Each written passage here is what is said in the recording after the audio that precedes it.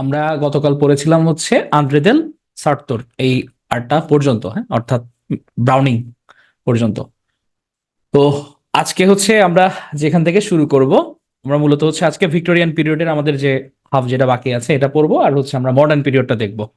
তো আজকে ক্লাসটা খুবই ইম্পর্টেন্ট, আপনার একটু হয়তো সময়ও লাগবে, বাট মানে রিসেন্ট ইয়ারে যেটা দেখা যায় যে আমাদের মডার্ন পিরিয়ড থেকে কিন্তু মোটামুটি প্রশ্ন এখন আসে। আগে যেটা ছিল কি যে আমাদের এর আগের প্রিভিয়াস পিরিয়ড গুলো থেকে বেশি আসতো, বাট রিসেন্টলি দেখা যাচ্ছে যে আমাদের মডার্ন পিরিয়ড থেকে এক্সাম পরীক্ষা প্রশ্ন আসে মোটামুটি। এই পিরিয়ডের মধ্যে, ভিক্টোরিয়ান পিরিয়ডের মধ্যে আমরা ম্যাক্সিমাম রাইটার দেখেছিলাম হচ্ছে আমাদের মেইল। হ্যাঁ, এবার হচ্ছে আমরা একটা পাবো, এমন একটা ফ্যামিলিকে আমরা দেখতে পাবো যারা হচ্ছে মোটামুটি সবাই সাহিত্য সাধনায় নিমজ্জিত ছিল। নিমজ্জিত বলতে তাদেরকে আত্মনিবেদন করেছিল তারা। তো এটা হচ্ছে আমাদের ব্রন্টে ফ্যামিলি। তো ব্রন্টে ফ্যামিলির মধ্যে তারা তিনজন হচ্ছে ব্রন্টে সিস্টার ছিল। হ্যাঁ, তার মধ্যে হচ্ছে এল্ডেস্ট ছিল হচ্ছে শার্লট ব্রন্টে। এই শার্লট ব্রন্টে ইংরেজি সাহিত্যে ফেমাস হয়ে আছে তার একটা নোভেলের মাধ্যমে, তার নাম হচ্ছে জেইন আয়ার। হ্যাঁ, আর উনার ছদ্মনাম ছিল হচ্ছে কিউরার বেল। কিউরার বেল ছদ্মনামে হচ্ছে উনি লিখতেন। তাহলে উনি হচ্ছে ইংলিশ নোভেলিস্ট অ্যান্ড পয়েট ছিলেন। তো তার আত্মজীবনীমূলক উপন্যাস জেন আয়ারটা মূলত আমাদের শার্লট ব্রন্টের আত্মজীবনীমূলক উপন্যাস ছিলেন। আবার শার্লট ব্রন্টের বোন ছিলেন হচ্ছে এমিলি ব্রন্টে। তাহলে আমরা দুই বোন পাচ্ছি, একটা শার্লট, একটা হচ্ছে এমিলি। শার্লট ব্রন্টে লিখেছিলেন জেন আয়ার, আর এমিলি ব্রন্টে লিখেছেন উদারিং হাইটস। তাহলে এই বেসিক্যালি দুই বোনই হচ্ছে প্রভাবিত হয়েছিল ওয়ার্ডসওয়ার্থ, বাইরন আর হচ্ছে স্কট দ্বারা। হ্যাঁ? আর শার্লট ব্রন্টের তাহলে পেন নেম আমরা দেখতে পেয়েছি কি যে কিউরার বেল, আর এই নামে উনি রচনা করেছেন জেন আয়ার। তাহলে হচ্ছে আমার দুই বোন, একটা হচ্ছে শার্লট, একটা হচ্ছে এমিলি। শার্লট লিখেছে আমাদের জেন আয়ার, আর এমিলি ব্রন্টে লিখেছে উদারিং হাইটস। তো জেন আয়ারের ক্যারেক্টার জাস্ট হচ্ছে জেন আয়ার ছিল, আর হচ্ছে রোচেস্টার, আমরা নামগুলো একটু মনে রাখবো। আর এমিলি ব্রন্টির হচ্ছে উদারিং হাইটস। তো উদারিং হাইটস এর মধ্যে মেইন ক্যারেক্টার ছিল হিথক্লিফ। এটা জাস্ট হচ্ছে গিয়ে মানে উদারিং হাইটস একটা ভবনের নাম, মানে একটা জায়গার নাম, ওই উদারিং হাইটস কে নিয়ে এটা কাহিনী। উদারিং হাইটস এর মধ্যে জমিদার মানে বাড়িওয়ালা ছিল হচ্ছে গিয়ে আমাদের হিথক্লিফ, উনি হচ্ছে উপন্যাসের প্রধান চরিত্র। আর হিথক্লিফের ভাড়াটিয়া ছিল লকউড। তো লকউডই মূলত কাহিনীটাকে ন্যারেট করে এই কাহিনীটাকে। তো এখানে মূলত হিথক্লিফের হচ্ছে পাস্ট, তার অতীত নিয়ে হচ্ছে কিছু গল্প বলা হয় এখানে। এখানে হচ্ছে হিথক্লিফের হচ্ছে প্রতিদ্বন্দ্বী ছিল আরেকটা ফ্যামিলি, মানে দুই প্রতিদ্বন্দ্বী পরিবারের গল্প মূলত বলা যায়। একটা পরিবারের হচ্ছে হিথক্লিফ, আরেকটা হচ্ছে হিথক্লিফের প্রতিদ্বন্দ্বী হচ্ছে এডগার লিন্টন। এডগার লিন্টনের ওয়াইফ আবার ক্যাথেরিন। আর ক্যাথেরিন আর এডগার লিন্টনের মেয়ে হচ্ছে ক্যাথেরিন লিন্টন। আর তাদের ভাড়াটিয়াকে লকউড। আমরা জাস্ট ক্যারেক্টার নামগুলো মনে রাখবো, এক্সামে আসবে নিচের কোনটি উদারিং হাইটস এর চরিত্র। তাহলে হিথক্লিফ হচ্ছে প্রধান চরিত্র, এছাড়াও রয়েছে এডগার লিন্টন যে ছিল হিথক্লিফের প্রতিদ্বন্দ্বী, আর তার ওয়াইফের নাম হচ্ছে ক্যাথারিন, আর তাদের দুইজনের মেয়ে হচ্ছে ক্যাথারিন ক্লিন্টন। আর হিথক্লিফের ভারিওয়ালা, সরি, হিথক্লিফের ভাড়াটিয়া, হ্যাঁ, সে হচ্ছে লকউড, যে মূলত হচ্ছে এটাকে ন্যারেট করেছিল। তো এই এখানের মধ্যে উদারিং হাইটসে মূলত যে মানব প্রকৃতির অন্ধকার দিকগুলো এবং ভালোবাসা নৈতিকতার জটিলতার বিশ্লেষণ তুলে ধরেছে এই উপন্যাসে। এখানে হচ্ছে মূলত হিথক্লিফের হচ্ছে পাস্টের দিকে আলোকপাত করা হয়, এবং তার হচ্ছে গিয়ে কিছু প্রতিশোধ পরায়ণতা নিয়ে মূলত হচ্ছে এই কাহিনীটা উদারিং হাইটস। তাহলে লিখেছেন কে? এটা হচ্ছে এমিলি ব্রন্টে লিখেছেন। তো তাহলে দুই বোন গেল, তাহলে বলে ফেলেন তো ঝটপট। তাহলে আমার আহ বড় বোন শার্লট ব্রন্টে কি লিখছে? কোনটা লিখছে উপন্যাস শার্লট ব্রন্টে? হ্যাঁ, এটা হচ্ছে জেন আয়ার লিখছে। আর এমিলি ব্রন্টে লিখলো উদারিং হাইটস। এবার আমরা দেখবো হচ্ছে কার্ল মার্কসকে। আমরা তো সমাজতন্ত্র সম্বন্ধে সবাই জানি, আর কার্ল মার্কসের নামটা আমাদের সুপরিচিত। উনি হচ্ছে আমাদের সমাজতন্ত্রের প্রবক্তা। উনি জন্মগ্রহণ করেছিলেন জার্মানিতে আর মৃত্যুবরণ করেন ইংল্যান্ডে। তার যে বিখ্যাত থিওরিটা তার নামেই হচ্ছে মার্কসিজম। তো মার্কসিজমের মূলত যে থিওরিটা, এটা তিনটা তত্ত্ব, একটা হচ্ছে ভ্যালু, সারপ্লাস ভ্যালু, আর হচ্ছে কমোডিটি। হ্যাঁ, তাহলে যে শ্রমমূল্য এটা হচ্ছে ভ্যালু, সারপ্লাস ভ্যালু মূলত হচ্ছে যে শ্রমিকদের যে পে করা হয় এবং তাদের হচ্ছে যে শ্রমটা তারা দেয়, তো দুইটার মধ্যে হচ্ছে যে বৈসাদৃশ্য, এটা নিয়ে হচ্ছে সারপ্লাস ভ্যালু। আর আমাদের কমিউনিটি মানে হচ্ছে আমাদের পণ্য বোঝাচ্ছে। তাহলে এটা তার জাস্ট থিওরি, আর উনি শ্রেণী সংগ্রাম তত্ত্বের প্রবক্তা। তাহলে জাস্ট আমার এখান থেকে জানতে হবে কি যে ফাদার অফ সোশ্যালিজম কোনটা? এই হচ্ছে আমাদের কার্ল মার্কস। আর কার্ল মার্কস বললেই যে বইটার কথা আমাদের মাথায় আসে, এটার নাম হচ্ছে দাস ক্যাপিটাল। এটা সমাজতন্ত্রের বাইবেল নামে পরিচিত। হ্যাঁ, দাস ক্যাপিটাল। তো এখানে তার হচ্ছে কিছু ফেমাস কোটেশন যদি আমরা দেখি, the history of all previous societies has been the history of class struggles. যে মানব সংগ্রামের ইতিহাস মূলত শ্রেণী সংগ্রামের ইতিহাস এবং man make their own history. এটা খুবই ফেমাস, এটা আমরা মনে রাখবো। তাহলে এগুলো কার উক্তি? এটা হচ্ছে কার্ল মার্কসের উক্তি। তো আরেকটা জিনিস উনি বলেছেন, religion is the opium to the people. তো এটা দেখে আসলে মনে হতে পারে যে সে কি ডিরেক্ট ধর্মের বিরোধিতা করলো কিনা। এটা মূলত আসলে সে এই ধর্ম ভালো ওই ধর্ম খারাপ এই জিনিসটা বলেনি। উনি এই কথাটার মাধ্যমে মূলত তুলে ধরেছিল যে আমরা মধ্যযুগে দেখেছিলাম, হ্যাঁ, বা আমরা এখনো দেখছি যে ধর্মের নামে আসলে মানুষ বুধ হয়ে নানা রকম এদেরকে দিয়ে আত্মঘাতী কর্মকাণ্ড করানো হয়। তো আমাদের তো হচ্ছে বিবেক আছে, তো বিবেক বোধই হচ্ছে আমাদের মূল। হ্যাঁ, তো এখানে এই বেসিকে উনি ওই প্রসঙ্গে বলেছেন আসলে মধ্যযুগীয় যে ধর্মের সময় ওখানে যে দেখা যেত যে আমাদের চার্চের যে আধিপত্যবাদটা ছিল, এবং মানুষ দেখা যেত কি যে আমাদের বাইবেল বা ধর্মগ্রন্থের বাইরে কোনো কিছু গেলেই তাকে একসেপ্ট করতে পারতো না। তো ওই জিনিসটা বেসে হচ্ছে উনি এই কথাটা বলেছেন, religion is the opium to the people. তো এটাই হচ্ছে আমরা তিনটা দেখলাম। এবার আমরা দেখলাম হচ্ছে আরেকটা মহিলা উপন্যাসিককে দেখবো যার নাম হচ্ছে জর্জ ইলিয়ট। এখন জর্জ ইলিয়ট নামটার সাথে আমরা সুপরিচিত হলেও এটা ছিল মূলত তার প্যান নেম, হ্যাঁ, তার ফেক আইডি ছিল। তাহলে তার মূল নাম কি ছিল? মূল নাম ছিল হচ্ছে মেরি অ্যান ইভান্স। এ মূলত জর্জ ইলিয়ট নামেই উনি লিখতেন, এটা ছিল তার মূলত প্যান নেম। তো জর্জ ইলিয়টের একটা বিখ্যাত উপন্যাস হচ্ছে সাইলাস মার্নার। তো এটার আরেকটা নাম হচ্ছে দ্য উইভার অফ রেভেলো। তো এটা মূলত হচ্ছে উনি উইভার, একটা দর্জি, এর কাহিনী। পরে হচ্ছে উনি হচ্ছে বিতাড়িত হয়, দেখা যায় বিতাড়িত হয়ে রেভেলো এই গ্রামটাতে আশ্রয় নেয়। তো ওই নামেই হচ্ছে দ্য উইভার অফ রেভেলো বা সিলাস মার্নার। এর প্রধান চরিত্র হচ্ছে সিলাস মার্নার, ইপ্পি আর হচ্ছে উইলিয়াম ডেইন। তাহলে নামটা খুবই ইম্পর্টেন্ট, আমরা মনে রাখবো সিলাস মার্নার। এটা হচ্ছে রিটেন বাই জর্জ ইলিয়ট। কোনটা? এটা Marian Evans, Marian Evans female. তো জর্জ ইলিয়টের আরেকটা হচ্ছে ইম্পর্টেন্ট উপন্যাস যেটা দ্য স্প্যানিশ জিপসি। হ্যাঁ, তাহলে আমরা এখানে কি দেখলাম? জর্জ ইলিয়টের নোটেবল ওয়ার্কের মধ্যে অ্যাডাম বেডে, সিলাস মার্নার আর হচ্ছে দ্য স্প্যানিশ জিপসি। আচ্ছা বলেন তো আপনারা, দ্য স্প্যানিশ ট্র্যাজেডি এটা কে লিখেছে? স্প্যানিশ ট্র্যাজেডি আপনারা ম্যাথু আর্নল্ড লিখেছেন অনেকে। আচ্ছা বলেন দ্য স্কলার জিপসি এটা কে লিখছে? হ্যাঁ, এখন ঠিক আছে, এটা হচ্ছে ম্যাথু আর্নল্ড। হ্যাঁ, স্কলারশিপ হচ্ছে ম্যাথিউ। হ্যাঁ, তাহলে হচ্ছে আমার দ্য স্প্যানিশ জিপসি হচ্ছে George Eliot. The Spanish Gypsy George Eliot. Scholar Gypsy বললে এটা হচ্ছে আমার আর্নল্ড। আর হচ্ছে যদি আমার স্প্যানিশ ট্র্যাজেডি বলে তাহলে এটা হবে হচ্ছে আমার থমাস কিড। এটা একটু আমরা মনে রাখবো কনফিউজ যাতে না হয়। তাহলে এটা হচ্ছে জর্জ ইলিয়টের, এগুলো হচ্ছে নোটেবল ওয়ার্ক। তাহলে আমরা তিনটা পেলাম, একটা হচ্ছে অ্যাডাম বেডে, সিলাস মার্নার আর হচ্ছে দ্য স্প্যানিশ জিপসি। আর জর্জ ইলিয়টের হচ্ছে মূল নাম হচ্ছে মেরি অ্যান ইভান্স। তো আমরা ছোটবেলায় সবাই তো আরব্য রজনীর উপন্যাসগুলো আমরা পড়েছি, আমরা হচ্ছে আলিফ লায়লা তো দেখছি, হ্যাঁ, ওখান থেকে নেওয়া। তো the book of the thousands nights nights and a nights, হ্যাঁ, এটা যিনি লিখেছেন the book of the thousand nights and a night, 1001 আরব্য রজনীর যে রাতের গল্পটা, এটা লিখেছেন কে? Sir Richard Francis Burton. একটা জিনিসই মনে রাখবো, তো এখানের সাথে যেটার প্যাচ লাগে সেটা হচ্ছে মূলত ইন অ্যারাবিয়ান নাইটস এর। ইন অ্যারাবিয়ান নাইটস লিখেছেন হচ্ছে আমাদের তাহির শাহ। তাহলে ইন অ্যারাবিয়ান নাইটস বললে তাহির শাহ, আর যখন আমার বলবে যে the book of the thousands nights and a night, এটা লিখেছেন আমাদের বার্টন। আর এটা তো হচ্ছে ফেমাস ক্যারেক্টার, মনে আছে ক্যারেক্টারটার নাম? বা উনার গলায় বা কি ঝুলে আছে? গলায় ঝুলে আছে, এটা কি বলেন? এটা দিয়ে হচ্ছে ছোটবেলায় হচ্ছে আমরা খেলতাম, খেলতাম কিন্তু লাইটার রাখতাম, বেশ ভালোই জনপ্রিয় ছিল। হ্যাঁ, এটা তো মালিক, হ্যাঁ, এটা হচ্ছে আকরাম। আকরাম, হুম, আমার মনে আছে ছোট একটা আকরাম ছিল এটা। ইয়ে, আচ্ছা, এবার আমরা আসবো এমন একটা কবির কাছে যে হচ্ছে, হ্যাঁ, নিউ অ্যারাবিয়ান নাইটস, হ্যাঁ, এটা হচ্ছে আর এল স্টিভেনসনের। তো এখানে যেটা দ্য ম্যাথু আর্নল্ড, উনি মূলত হচ্ছে অনেকগুলো এলিজি লিখেছেন। তার এলিজি গুলোর মধ্যে যদি আমি বিখ্যাত বলি সবচেয়ে, এটা হচ্ছে তার বাবার মৃত্যুতে উনি যেটা লিখেছিলেন রাগবি চ্যাপেল। রাগবি চ্যাপেল নামে শোক কবিতা। তার ভাইয়ের মৃত্যুতে, তার ভাই কানারকের মৃত্যুতে উনি লিখেছিলেন এলিজি হেইন্স গ্রেভ। শার্লট ব্রন্টের মৃত্যুতে উনি লিখেছিলেন হাওয়ার্ডস চার্চিয়ার্ড। আর ওই সময় ক্লাফ নামে একজন ইংলিশ পয়েট ছিল, তার মৃত্যুতে উনি রচনা করেছিলেন থিরসিস।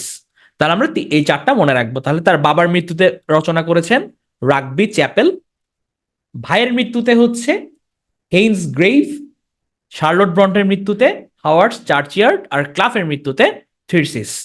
তো ওনার একটা গ্রন্থ হচ্ছে দ্য স্টাডি অফ পোয়েট্রি। তাহলে ওনার মেজর পয়েমের দিকে যদি আমরা তাকাই, দ্য স্কলার জিপসি, ওই যে কিছুক্ষণ আগে আপনারা বলেছেন, the forsaken merman, Dover beach, Rugby chapel, আর হচ্ছে থিরসিস।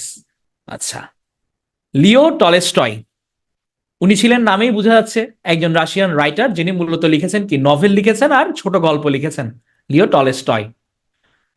তো লিও টলস্টয় বলতেই যেটা মাথায় আসে সেটা হচ্ছে আমাদের ওয়ার এন্ড পিস। এটা হচ্ছে ওনার একটা ফেমাস রাইটিং, লিও টলস্টয়ের। আর একটা হচ্ছে আন্না কারেনিনা। তাহলে লিও টলস্টয় থেকে আমরা এই দুইটাই মূলত মনে রাখবো, আন্না কারেনিনা আর হচ্ছে কি আমার ওয়ার এন্ড পিস।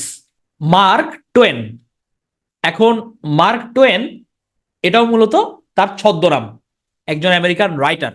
তার মেইন নাম কি? Samuel Langhorne Clemens. Samuel Langhorne Clemens, ওনার ছদ্মনাম কি? Mark Twain. তাহলে ওনার রাইটিং হচ্ছে দুইটা খুবই famous, the adventures of Tom Sawyer আর the adventures of Huckleberry Finn. এই দুইটা হচ্ছে আমরা মনে রাখবো। হ্যাঁ, তাহলে the adventures of Tom Sawyer আর কি the adventures of Huckleberry Finn. এখন মার্ক টুয়েন মানুষটা মনে হয় মানে আশপাশের মানুষের ব্যবহার দ্বারা মানে খুব হার্ট হয়েছিলেন। উনি বলেছেন কি, the more I learn about people, the more I like my dog. মানে যতই হচ্ছে সে মানুষ সম্বন্ধে জানছে ততই হচ্ছে তার কুকুরকে ভালো লাগছে। হুম, তাহলে একটা কঠোর কথা বলেছেন উনি। আবার উনি কি বলেছেন, anger is an acid that can do more harm to the vessel in which it is stored than to anything on which it is poured. তাহলে এটা বুঝিয়েছে যে আমরা যখন রাগান্বিত হই, স্বাভাবিকভাবে যে কারণে রাখছি, ওই কাজটা হওয়া বা না হওয়ার চেয়ে আমার নিজের হার্মটা বেশি হয়। হ্যাঁ, যেন এটা হচ্ছে মানে কোনো এসিডকে যখন আমরা পাত্রে রাখি, ওই পাত্রটা যদি হচ্ছে এসিড রোধী না হয় তাহলে গলে যাওয়ার সম্ভাবনা থাকে। তেমনি হচ্ছে গিয়ে আপনার অ্যাঙ্গারটাও সেরকম, আমরা যদি রেস্টোর করে রাখি আমাদের মনকে এটা নিমিশেই কি করে, বিষিয়ে তোলে। আর উনি বলেছেন, age is an issue of mind over matter, if you don't mind it doesn't matter. তাহলে উনি মনের কথা বলেছেন এখানে, হ্যাঁ, ধরে না রেখে ঢেলে দিতে বলেছেন। তাহলে হচ্ছে কি, হ্যাঁ, it is stored than to anything on which it is poured. হ্যাঁ, তাহলে age is an issue of mind over matter, if you don't mind it doesn't matter. এটা মানে কি, যে আমাদের বয়সটাকে যদি হচ্ছে আমরা একটা মানে মনের উপর যদি প্রভাব না ফেলতে দিই তাহলে আসলে এটা কোনো ম্যাটার না। হ্যাঁ, এটা উনি বলেছেন। আবার বলেছেন কি, never argue with stupid people, they will drag you down to their level and then beat you with experience. মানে যারা স্টুপিড লোকের সাথে পারতপক্ষে তর্ক করো না, তর্ক হলে কি হবে, তারা তাদের লেভেলে নামায় তোমাকে অভিজ্ঞতা দিয়ে পরাজিত করে ফেলবে। হ্যাঁ, তো এটার কাছাকাছি একটা কথা বলেছিল আমাদের একজন প্রখ্যাত একজন ব্যক্তি, যে to play with the bastard you have to be bigger bastard. এটা কে বলেছেন বলেন তো? To play with the bastard, হ্যাঁ, একজন আশরাফ ভাই ঠিক বলেছেন। এটা হচ্ছে আমাদের বঙ্গবন্ধু শেখ মুজিবুর রহমানের কথা। হ্যাঁ, যে মানে শিয়ানে শিয়ানে টক্কর দিতে হবে, ওই লেভেলের মানুষের সাথে লড়াই করতে হলে তোমাকে তার চেয়ে আরো বড় খিলাড়ি হইতে হবে। হ্যাঁ, আর আমাদের মার্ক টোয়েন সাহেব কি বললো, এটা হচ্ছে never argue with stupid people, they will drag you down to their level and then beat you with experience. এটা যদিও পরীক্ষায় আসবে না, বাট সুন্দর কথা এবং খুব ফেমাস উক্তি ওনার, giving up smoking is the easiest thing in the world, I know, because I have done it thousands of times. মানে সবচেয়ে সহজ কাজ উনি হচ্ছে 1000 বার এটা করছে। এই আজকে ধরছে, আজকে বলছে ছেড়ে দিব, 2 দিন পর গিয়ে আবার ইয়ে করছে, আবার ছাড়ছে, আবার ধরছে। হ্যাঁ, তাহলে এটা হচ্ছে 1000 টাইম উনি করছে, এই কারণে এটা ইজিয়েস্ট থিং। তাহলে হচ্ছে আমরা এতক্ষণ যা পড়লাম আমি একটু দ্রুত যদি দেখে আসি। তাহলে তাহলে দুই বোন, Charlotte Bronte, Emily Bronte. Charlotte Bronte লিখলো কি, জেন আয়ার, কিউরাল বেল ছদ্মনামে, আর এমিলি ব্রন্টে লিখলো উদারিং হাইটস। তাহলে জেন আয়ারের ক্যারেক্টার জেন আয়ার আর হচ্ছে রোচেস্টার। এমিলি ব্রন্টে লিখেছে কি, উদারিং হাইটস। তাহলে উদারিং হাইটস এর character Heathcliff, Edgar Linton, Catherine Dinton, Lockwood. Karl Marx উনি হচ্ছে রচনা করেছেন দস ক্যাপিটাল, আর বলেছেন কি, man make their own history, religion is opium to the people. George Eliot real name ছিল মেরিয়ান ইভান্স, ওনার প্যান নেম হচ্ছে জর্জ ইলিয়ট ছিল। হ্যাঁ, তাহলে সিলাস মার্নার, অ্যাডাম বেডের স্প্যানিশ জিপসি, এগুলো হচ্ছে তার নোটেবল ওয়ার্ক।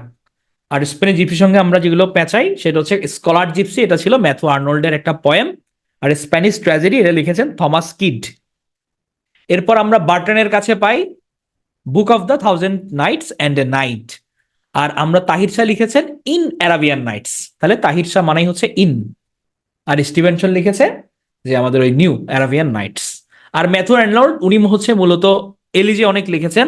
তার বাবার মৃত্যুতে উনি লিখেছেন রাগবি চ্যাপেল, ভাইয়ের মৃত্যুতে হেইন্স গ্রেভ, শার্লট ব্রন্টের মৃত্যুতে হাওয়ার্ডস চার্চিয়ার্ড, আর ক্লাফের মৃত্যুতে থিরসিস দ্য স্টাডি অফ পোয়েট্রি উনি লিখেছেন। তো লিও টলস্টয় দুইটা খুবই ফেমাস, ওয়ার এন্ড পিস আর হচ্ছে আন্না কারেনিনা। মার্ক টোয়েন, হ্যাঁ এগুলো হচ্ছে মুখস্থ করবেন। এগুলো ধরেন হচ্ছে দুই তিনটা করে এগুলো মনে রাখতে হবে। যেমন লিও টলস্টয় দুইটাই জিনিস, জাস্ট ওয়ার এন্ড পিস আর হচ্ছে আন্না কারেনিনা। এক্সামে আসবে হচ্ছে আন্না কারেনিনার রাইটারকে, আপনাকে ওটা লিখতে হবে লিও টলস্টয়। তো এরপর হচ্ছে আমরা মার্ক টোয়েনের দুইটা রাইট আপ দেখি, যে অ্যাডভেঞ্চার্স অফ টম সাওয়ার আর অ্যাডভেঞ্চার্স অফ হাকলবেরি ফিন। আর উনি বলেছেন কি the more I learn about people the more I like my dog. তাহলে অ্যাঙ্গার নিয়ে উনি বলেছেন, এইজ নিয়ে বলেছেন, আর স্টুপিড পিপলের সাথে আর্গু না করতে বলেছেন, আর স্মোকের কথা উনি বলেছেন। এবার আমরা চলে আসবো হচ্ছে থমাস হার্ডির কাছে, যিনি ডারউইনের বিবর্তনবাদ তত্ত্ব দ্বারা ভালোই প্রভাবিত হয়েছিলেন। তার লেখা একটা বিখ্যাত উপন্যাস হচ্ছে টেস অফ দি আরবারভিলস। তাহলে এখানে একটা বিখ্যাত line, the greater the sinner the greater the saint. আর হচ্ছে ওনার প্রধান চরিত্র কি এখানকার টেস, আর হচ্ছে অ্যালেক সরো। আরেকটা তার বিখ্যাত ছোট কবিতা in time of the breaking of nation. তাহলে এই হচ্ছে টেস অফ দি আরবারভিলস। তো তার মেজর ওয়ার্কের যদি হচ্ছে আমরা তাকাই, টেস অফ দ্য আরবারভিলস ছাড়াও ইম্পর্টেন্ট আছে হচ্ছে the return of the native. Tess of the Urbervilles তো আছে, আর হচ্ছে আন্ডার দ্য গ্রিনউড ট্রি। এখন এটা খুবই ইম্পর্টেন্ট, যেটা কনফিউশন ক্রিয়েট হবে, যে under the Greenwood tree poem লিখেছেন আমাদের উইলিয়াম শেক্সপিয়ার, আর যখন বলবে নভেল, নভেল লিখেছে কিন্তু থমাস হার্ডি। তো আমরা এই কনফিউশনটা মনে রাখবো। এছাড়াও তার ডিসপারেট রেমেডিজ আর the poor man and the lady এগুলো আছে। তবে মোস্ট ইম্পর্টেন্ট হচ্ছে এই under the Greenwood tree, the return of the native, Tess of the Urbervilles, এগুলো আমরা মনে রাখবো ভালো করে। হ্যাঁ, তাহলে দেখেন শেষ থমাস হার্ডি, তাহলে এই তিনটাই। তো আমাদের রবার্ট লুইস স্টিভেনসন, ওনার উল্লেখযোগ্য গ্রন্থ হচ্ছে ট্রেজার আইল্যান্ড আর the strange case of doctor Jekyll and mister Hyde. Treasure island তার এটা মোস্ট ফেমাস। এরপর sir Arthur Ignatius Conan Doyle, sir Arthur Conan Doyle নামে যিনি পরিচিত, যিনি স্কটিশ ছিলেন, উনি আমার খুব ফেভারিট একজন রাইটার। বলেন ওনার একটা ফেভারিট মানে বিখ্যাত ক্রিয়েশনের নাম বলেন, উনি কি রচনা করেছেন আর্থার কোনান ডয়েল? হ্যাঁ, এটা হচ্ছে শার্লক হোমস, মানে এপিক। আপনারা দেখেন শার্লক হোমস টিভি সিরিজ দেখছেন বা বই পড়াইছে? শার্লক হোমস তো হচ্ছে অনেকগুলো ক্যারেক্টার করছে, যারা দেখছেন কারটা ভাল লাগছে? তো বেনেডিক্ট কাম্বারব্যাচকে খুব ভালো লাগে। আচ্ছা রবার্ট ডনি, হ্যাঁ রবার্ট ডনি অনেক ভালো করছে। আমার ফেভারিট অবশ্য বেনেডিক্ট কাম্বারব্যাচ। তো এই শার্লক হোমস এর অমর স্রষ্টা হচ্ছে আমাদের sir Arthur Ignatius Conan Doyle. মানে ওই সময় এটা এত জনপ্রিয় হয়েছিল যখন উনি এটা প্রকাশ পায়, তো বলা হতো কি যে শার্লক হোমসের আসলে ঠিকানায় লন্ডন বেকার স্ট্রিটে মানে প্রচুর পরিমাণে নাকি চিঠি আসতো। হ্যাঁ, বেশ এটা মজা ছিল যে মানুষ মনে করতো যে এটা আসলেই হচ্ছে শার্লক হোমস আছে। তো ওনার ওয়েল নোন ওয়ার্কের মধ্যে হচ্ছে শার্লক হোমস আর হচ্ছে দ্য লস্ট ওয়ার্ল্ড। আচ্ছা বলেন তো, শার্লক হোমসের পিছনে এই যে লাঠি হাতে ভদ্রলোক দাঁড়ায় আছে, যারা পড়ছেন বলেন এই এটা কোন ক্যারেক্টার? কে এটা? হ্যাঁ, এটা হচ্ছে ওয়াটসন। ওয়াটসন, যাদের টিভি সিরিজ দেখার অভ্যাস আছে, না দেখে থাকলে বেনেডিক্ট কাম্বারব্যাচটা দেখিয়েন, যেটা বিবিসি বের করছে। হ্যাঁ, ডক্টর ওয়াটসন। তো ওয়েল নোন ওয়ার্কস তাহলে আমরা কি কি পেলাম? শার্লক হোমস পেলাম, আর হচ্ছে আমার দ্য লস্ট ওয়ার্ল্ড, এই দুটো। এরপর আসে হচ্ছে ম্যাক্সিম গোর্কির ক্ষেত্রে। তাহলে ম্যাক্সিম গোর্কি ছিল ফাদার অফ সোশিয়ালিস্ট রিয়ালিজম। তো আমরা দেখে আসছিলাম কি ফাদার অফ সোশিয়ালিজম কাকে দেখে আসছিলাম, বা শ্রেণী সংগ্রাম তত্ত্বের প্রবক্তা কাকে দেখে আসছিলাম? হুম, আমরা দেখেছিলাম কার্ল মার্কসকে।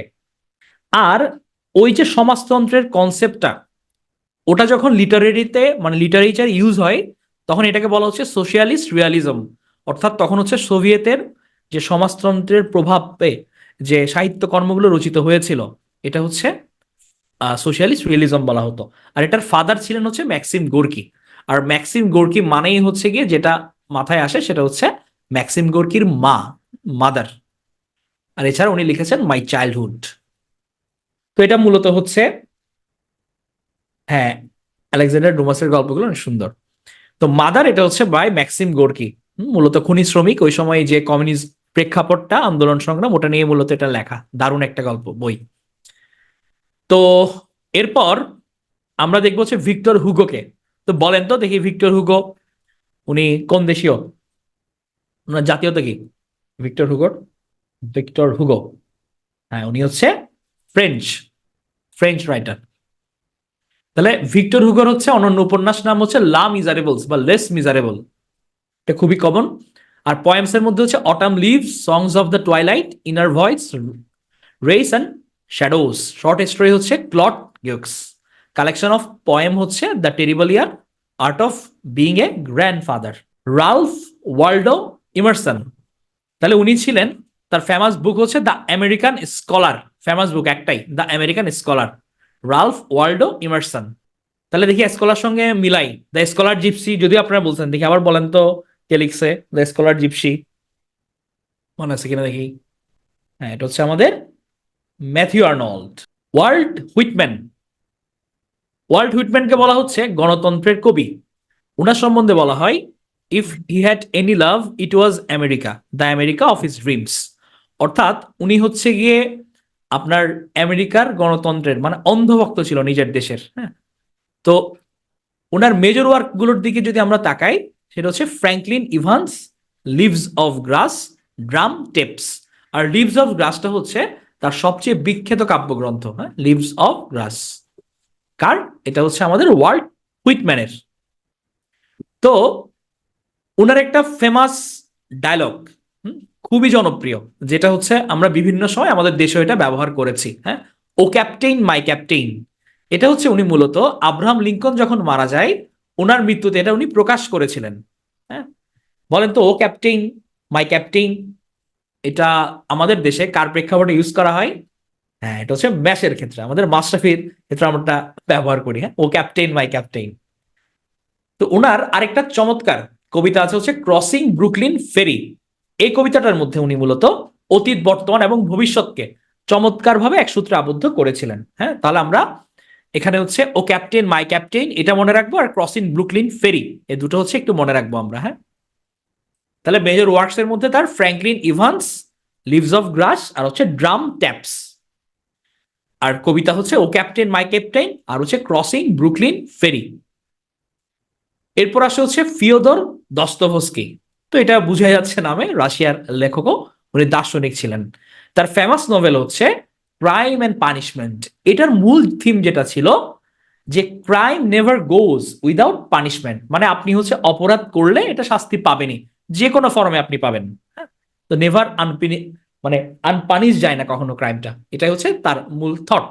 হ্যাঁ, তাহলে এটা লিখেছেন কে? ফিওদর দস্তভস্কি। এরপর আমরা একজন কবিকে দেখতে পাবো যে হচ্ছে উনি অনেকগুলো কবিতা রচনা করেছিলেন এবং তার মাথায় সবসময় ঘুরতে হচ্ছে মৃত্যু চিন্তা। হ্যাঁ, তা ওনাকে হচ্ছে আমরা যদি মৃত্যু চিন্তার কবি বলি এটা কিন্তু ব্যতিক্রম, ভুল হবে না। হ্যাঁ, মৃত্যু চিন্তার কবি। তো ওনার বিখ্যাত কবিতার মধ্যে আছে I am nobody who are you, because I could not stop for death, I taste a liquor never brewed, wild nights I felt a funeral in my brain. হ্যাঁ, এটা হচ্ছে আমাদের জীবনানন্দ, দুঃখবাদী কবি টাইপস। তাহলে I taste a liquid never brewed, তো এখানের মধ্যে উনি মূলত জীবনকে অত্যন্ত নিরাসক্ত চোখে দেখেছেন কবি।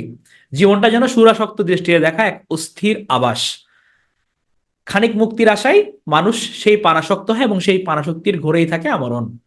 তাহলে মানে উনি হচ্ছে কি নিজেকে কোনো কাজে ইনভলভ করবেন না, এরকম একটা তার চিন্তা ভাবনা ছিল, যে একদম যে হচ্ছে পরিবারের মধ্যে ডুবে যাওয়া, বিষয় আশয়ের মধ্যে ডুবে যাওয়া, এই জিনিসটা কবি পছন্দ করতেন না।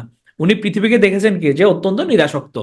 তাহলে আই টেস্টে লিকুইড নেভার বিউড, লিকুইড মানে কি অবশ্যই এটা বুঝতে পারতেছেন আপনারা, পানের কথা। তাহলে এটা মানে হচ্ছে আমাদের কেরু, মদ। এরপর ওয়াইল্ড নাইটস, হ্যাঁ লাল পানি। তাহলে ওয়াইল্ড নাইটস এর মধ্যে উনি মূলত বলেছেন যে আজীবন নির্জনতাবাসী এমিলি মৃত্যুতেই মুক্তি খুঁজতেন, ওই যে মৃত্যু চিন্তার কবি যেটা বলেছি। উনি ভয়াল রাত, তার যে ওয়াইল্ড নাইটস কবিতারও এটা ব্যতিক্রম নয়। কল্পনার ভয়ার্থতার সাথে সন্ধি করে তিনি হয়তো বাঁচতে পারতেন, কিন্তু তার চেয়ে মৃত্যুকেই উনি শ্রেয় জ্ঞান করেছেন। তাহলে মৃত্যুর মাধ্যমে যে মুক্তিটা, এটাই হচ্ছে গিয়ে কবির কাছে আকাঙ্ক্ষিত ছিল। তো এটা নিয়ে হচ্ছে উনি রচনা করেছেন wild nights, I felt a funeral in my brain. তাহলে ফিউনারেল মানে আমরা জানি যে অন্ত্যেষ্টি ক্রিয়া, যে যেভাবে ধরেন দাহ করা অথবা হচ্ছে সমাধিস্থ করা বা কবর দেওয়া, তাহলে এই যে হচ্ছে অন্ত্যেষ্টি ক্রিয়া, এটা নিয়ে হচ্ছে উনি রচনা করেছেন I felt a funeral in my brain. তার মস্তিষ্কের মধ্যে সবসময় এই যে একটা মৃতদেহ সমাধিস্থ করা এই জিনিসটা তার মাথায় সবসময় ঘোরে, এটা হচ্ছে উনি বুঝাতে চেয়েছেন। আর এই কবিতাটা মূলত একটা মৃতদেহের সমাধিস্থ করার একটা পুঙ্খানুপুঙ্খানু বিবরণ ছিল। এখানে একে একে প্রত্যেকটা ধাপ এখানে সুন্দরভাবে বর্ণনা করা হয়েছে। Because I couldn't stop death, তাহলে এটা কি, এটাও হচ্ছে গিয়ে মৃত্যুর মাধ্যমে যে মানব জীবনের পরিসমাপ্তি ঘটে এবং মৃত্যু যেহেতু অবধারিত, এটাকে কবি মৃত্যুকে সহজভাবে গ্রহণ করেছেন। তাহলে এটা নিয়ে উনি বলেছেন because I couldn't stop death. হ্যাঁ, তাহলে এমিলি ডিকিনসনের এগুলো খুব বিখ্যাত কবিতা। I am nobody who are you, because I couldn't stop for death, I taste a liquor never brewed, wild nights আর I felt a funeral in my brain. তাহলে আমরা একবার দ্রুত আরেকবার দেখে আসি। হ্যাঁ, তাহলে আমরা এখানে ম্যাথিউ আর্নল্ড এগুলো দেখেছিলাম, এগুলো দেখেছি। তাহলে ম্যাথিউ আর্নল্ড হচ্ছে গিয়ে তার এলিজি, তার বাবার মৃত্যুতে লিখেছে রাগবি চ্যাপেল, তার ভাইয়ের মৃত্যুতে হেইন্স গ্রেভ, শার্লট ব্রন্টের মৃত্যুতে লিখেছেন হাওয়ার্ড চার্চিয়ার্ড, আর ক্লাফের মৃত্যুতে থিরসিস। চারটা দ্য স্টাডি অফ পোয়েট্রি উনি লিখেছেন। এছাড়াও লিখেছেন the scholar gipsy, the forsaken merman, Dover beach, Rugby chapel আর থিরসিস। লিও টলস্টয় দুইটা জিনিস, ওয়ার এন্ড পিস আর হচ্ছে আন্না কারেনিনা। মার্ক টোয়াইন, যার আসল নাম ছিল স্যামুয়েল ল্যাংহর্ন ক্লিমেন্স, উনি লিখেছেন the adventures of Tom Sawyer আর হচ্ছে the adventures of Huckleberry Finn. উনি বলেছেন কি the more I learn about people the more I like my dog, উনি হচ্ছে অ্যাঙ্গার ম্যানেজমেন্ট নিয়ে বলেছেন, এইজ নিয়ে বলেছেন। এরপর উনি বলেছেন কি never argue with stupid people, they will drag you down to their level and then beat you with experience. Thomas হার্ডির বিখ্যাত ছিল Tess of the Urbervilles, the return of the native আর হচ্ছে আন্ডার দ্য গ্রিনউড ট্রি, যেটা ছিল হচ্ছে মূলত novel Thomas হার্ডির। আর আন্ডার দ্য গ্রিনউড ট্রি হচ্ছে, এটা হচ্ছে পয়েম, এটা লিখেছেন কে, এটা হচ্ছে উইলিয়াম শেক্সপিয়ার। মির্চি বাংলা, মির্চি বাংলা একদম মনে হয় রেডিও। কেন ভাই, কেন আসাদ ভাই এটা কেন বললেন? রবার্ট লুইস স্টিভেনসন, উনি লিখেছেন Treasure Island, the strange case of doctor Jekyll and mister Hyde. আর আর্থার কোনান ডয়েলের অমর সৃষ্টি হচ্ছে আমাদের শার্লক হোমস। আর এছাড়া উনি লিখেছেন দ্য লস্ট ওয়ার্ল্ড নামে একটা নোভেল। ম্যাক্সিম গোর্কি বললেই আমাদের মাথায় আসে ম্যাক্সিম গোর্কির মায়ের কথা, এছাড়াও চাইল্ডহুডে উনার আছেন। ভিক্টর হুগো লিখেছেন লা মিজারেবল, পয়েমের মধ্যে Autumn Leaves, songs of the Twilight, Inner Voices, Rays and Shadows. Short story হচ্ছে Claude Gueux, the terrible Year, the Art of Being a grandfather. Ralph Waldo Emerson, উনি লিখেছেন কি দ্য আমেরিকান স্কলার। আর Walt Whitman, ওনাকে আমরা বলছি কি গণতন্ত্রের কবি, আমেরিকান ন্যাশনাল পয়েট। ওনার বিখ্যাত কাব্যগ্রন্থ হচ্ছে লিভস অফ গ্রাস। আর ওনার যেটা এপিক, আমরা যেটা ডে টু ডে লাইফে অনেক সময় ইউজ করি, ও ক্যাপ্টেইন মাই ক্যাপ্টেইন। আর ওনার একটা হচ্ছে ক্রসিং ব্রুকলিন ফেরি। আর Fyodor Dostoevsky crime and punishment লিখেছেন। আর এমিলি ডিকেনসন, আমরা বলেছি কি মৃত্যু চিন্তার কবি, I am nobody who are you, এটা উনি বলেছেন because I couldn't stop for death, মৃত্যুকে সহজভাবে উনি গ্রহণ করেছেন। I taste a liquor never brewed, কবি বলেছেন উনি নিরাসক্ত জীবনী পছন্দ করেন। ওয়াইল্ড নাইটস, উনি হচ্ছে যে ভয়াল রাত, মৃত্যু চিন্তার যে রাত, এগুলোর কথা বলেছেন। আর ওনার মাথায় যে সবসময় যে অন্ত্যেষ্টিক্রিয়া, হ্যাঁ, বা যে সমাহিত করার যে পুঙ্খানুপুঙ্খানে ধাপ বর্ণনা, এটা নিয়ে আমরা তার কবিতা দেখতে পাই I felt a funeral in my brain. তাহলে এখন দেখি আপনারা ঝটপট আমার এই প্রশ্নগুলোর উত্তর দেন। Which literary period was greatly affected by Charles Darwin's theory? A B C D এভাবে এভাবে লিখতে পারেন। বলেন নিওক্লাসিক্যাল, ভিক্টোরিয়ান, রোমান্টিক না মডার্ন? এটা হচ্ছে আমাদের ভিক্টোরিয়ান পিরিয়ড। দেখি ভিক্টোরিয়ান পিরিয়ডের টাইমলাইন বলেন তো, ভিক্টোরিয়ান পিরিয়ডের টাইমলাইন কত থেকে কত, দেখি মনে আছে কিনা আপনাদের। ভিক্টোরিয়ান পিরিয়ড, হ্যাঁ, তাহলে আমাদের রোমান্টিক এজ শুরু হলো, শেষ হলো আমাদের 32-এ, তাহলে 1832 থেকে আমাদের 1901 পর্যন্ত। Which of the following novels was written by Thomas Hardy? Thomas হার্ডির নোভেল কোনটা এখানে? গুড, এটা হচ্ছে the return of the Native. এবার বলে ফেলেন মোস্ট ফেমাস ভিক্টোরিয়ান নভেলিস্ট, এখানে কে? হ্যাঁ, নোভেলিস্ট কিন্তু, হ্যাঁ, তাহলে আমরা নোভেলের কথা বললেই আমাদের আসবে হচ্ছে চার্লস ডিকেন্স সাহেব। দ্য নোভেল ভ্যানিটি ফেয়ার, এটা কে লিখেছেন? Vanity Fair William Makepeace Thackeray. আচ্ছা, ভ্যানিটি ফেয়ার সম্বন্ধে একটা ইনফরমেশন আপনাদের দিয়ে দিই। এখানে কিন্তু কোনো মেইন ক্যারেক্টার নাই। আমরা যে সব এর মধ্যে উপন্যাস বা এর মধ্যে মেইন ক্যারেক্টার পাই বা প্রোটাগনিস্ট পাই, এখানে কিন্তু কোনো মেইন ক্যারেক্টার নেই। মানে সবগুলো কাহিনী মোটামুটি ইম্পর্টেন্স পাইছে সব ক্যারেক্টারই। এবার আপনারা বলেন শার্লট ব্রন্টের প্যান নেম কোনটা ছিল? এটা হচ্ছে কিউরার বেল। তাহলে কিউরার বেল এই নামে উনি কি রচনা করছেন বলে ফেলেন? হচ্ছে জেইন আয়ার রচনা করছে, জেইন আয়ার। অস্কার ওয়াইল্ড, দেখি বলেন তো এটা কোন ইয়ার, উনি কোন দেশের অস্কার ওয়াইল্ড? তাহলে এই ভদ্রলোক হচ্ছে আইরিশ ভদ্রলোক, অস্কার ওয়াইল্ড। এই যে আমরা উলিসিস, টেনিসনের উলিসিসটা মূলত কাকে দ্বারা অনুপ্রাণিত হয়েছিল? হুম, এটা হচ্ছে ইলিয়ট বেসিস করে লেখা। আচ্ছা, এই যে টেনিসনের উলিসিস, এটা কি পয়েম ছিল না নোভেল ছিল না কি ছিল? হুম, উলিসিসটা ছিল পয়েম। তাহলে উলিসিস নোভেলটা কে লিখছে? নোভেল কে লিখছে উলিসিস? হ্যাঁ, এটা হচ্ছে জেমস জয়েস লিখছেন। তাহলে উলিসিস যখন হচ্ছে আমাকে নভেল বলবে, তখন এটা হচ্ছে James Joyce, novel James Joyce. বলেন এখানে জর্জ ইলিয়ট নিচে কোন পয়েমটা রচনা করছে যেটা ট্র্যাজিক কমেডি ছিল? এটা হচ্ছে আ স্প্যানিশ জিপসি। আচ্ছা, জর্জ ইলিয়টের এটা কি তার প্যান নেম ছিল না অরিজিনাল ছিল? বা যদি অরিজিনাল বা প্যান নেম থাকে তাহলে প্যান নেম কোনটা ছিল বা রিয়েল নেম কোনটা ছিল বলেন? আচ্ছা, এটা প্যান নেম ছিল, তার রিয়েল নেম কি? হ্যাঁ, মেরিয়ান ইভান্স। তাহলে ওই যে আপনাদের এটা যদিও বলে দিচ্ছি উত্তরটা, তাহলে এটা হচ্ছে ভ্যানিটি ফেয়ার, হ্যাঁ, নভেল উইদাউট এ হিরো। আচ্ছা, ফ্রা লিপ্পো লিপ্পি এটা কার পয়েম? ফ্রা লিপ্পো লিপ্পি, রাব্বি বেন এজরা, হ্যাঁ, এগুলো কার ছিল? এটা হচ্ছে আমাদের রবার্ট ব্রাউন। আচ্ছা, কোন নভেলের মেইন প্রোটাগনিস্টের নাম পিপ ছিল? পিপ, এটা হচ্ছে Great Expectations, B number. Tess of the আরভারভিলস, তাহলে এটা কার ক্রিয়েশন? এটা হচ্ছে টেস অফ দি আরভারভিলস, Under the Greenwood Tree, Return of the Native, সবগুলোই আমাদের থমাস হার্ডি। আচ্ছা, the title of semi autobiographical work by Charles Dickens, তাহলে ওনার যে অটোবায়োগ্রাফিটা ছিল এটা টাইটেল কি? এটা কোনটা? চার্লস ডিকেন্সের এটা ডেভিড কপারফিল্ড। গ্রেট, যাক আপনাদের ভালো পড়া হয়েছে। এবার দেখি লাস্ট ওয়ান, বলেন অলিভার টুইস্ট যদি চার্লস ডিকেন্স রচনা করে, সিলাস মার্নারটা কে রচনা করছে? এটা কার ছিল? এটা ছিল আমাদের জর্জ ইলিয়টের। আচ্ছা, জর্জ ইলিয়ট কি মেল ছিল না ফিমেল ছিল? জর্জ ইলিয়ট, জর্জ ইলিয়ট ছিল ফিমেল। যাক, থ্যাংক ইউ। তাহলে এবার হচ্ছে আমাদের শুরু হবে আধুনিক পথে যাত্রা, মডার্ন পিরিয়ড। তাহলে হচ্ছে আমরা এতক্ষণ রোমান্টিসিজমে ভুগছি, মোটামুটি 1915 পর্যন্ত আমরা দেখবো আমরা কিন্তু একটা রোমান্টিসিজমের মধ্যেই থাকবো। এরপর হচ্ছে গিয়ে আমাদের একটু ধাক্কা টাকা খেতে হবে, তো আমরা দেখে আসি আমাদের এই যাত্রা। তাহলে মডার্ন এজ, তাহলে মডার্ন এজ আসলো। এখন এর আগে শুরুতে আমরা বলছিলাম কি যে আমরা তো মানে রোমান্টিসিজমে ভুগছিলাম, সুপার ন্যাচারাল জিনিসপত্র লিখছিলাম, হ্যাঁ, প্রেমিক প্রেমিকা ভালোবাসা, এগুলো আমাদের কাছে অনেক মাহাত্ম্য পাচ্ছিল। হঠাৎ করে হচ্ছে এই মডার্নিজমের মধ্যে সাহিত্যগুলো চলে আসে, যেখানের মধ্যে আমাদের পেসিমিজম, আমাদের হতাশা জন্ম হয়। এখানে লেখার মধ্যে চলে আসে মন মরা ভাব, মেলাঙ্কলি চলে আসে। যে বর্তমান সমাজে আমরা যে ফ্রেগমেন্টেশন দেখতে পাই, যে আমাদের আগে যেরকম হচ্ছে একান্নবর্তী ফ্যামিলি ছিল, ফ্রেগমেন্টেশন, এখন আমরা দেখতে পাই যে ভাঙনের সুর চারিদিকে, এটা কিন্তু লেখার মধ্যেও চলে আসে। লস অফ ফেইথ চলে আসে এখানে। মডার্ন যে কেওস অ্যান্ড কনফিউশন, এটা হচ্ছে এখানে রিফ্লেক্ট হয়, হ্যাঁ? অর্থাৎ সবগুলোই হচ্ছে কেমন জানি ভেঙে যেতে শুরু করে, হ্যাঁ। এবং ওই যে ভেঙে যাওয়ার সুরটা আমাদের যে মডার্ন পিরিয়ডের লেখা যেগুলো, এগুলোতেও কিন্তু ফুটে ওঠা শুরু করে। তাহলে এখানে কি ছিল? এখানে ক্যারেক্টারিস্টিক ছিল anxiety and interrogation, art for life sake. তাহলে এতক্ষণ যে রোমান্টিসিজমে ভুগছিলাম, তখন এটা কি আমাদের জীবনের কঠোর বাস্তবতার মুখোমুখি হয় সাহিত্যগুলো, হ্যাঁ।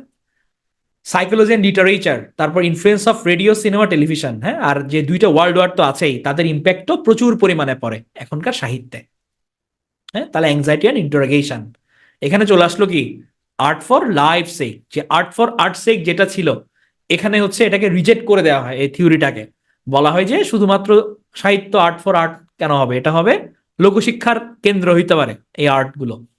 তো এটার আর্ট ফর লাইফ সেক, এখানে হচ্ছে জীবন গাথা মানুষের, এগুলো সবগুলো উঠে আসে।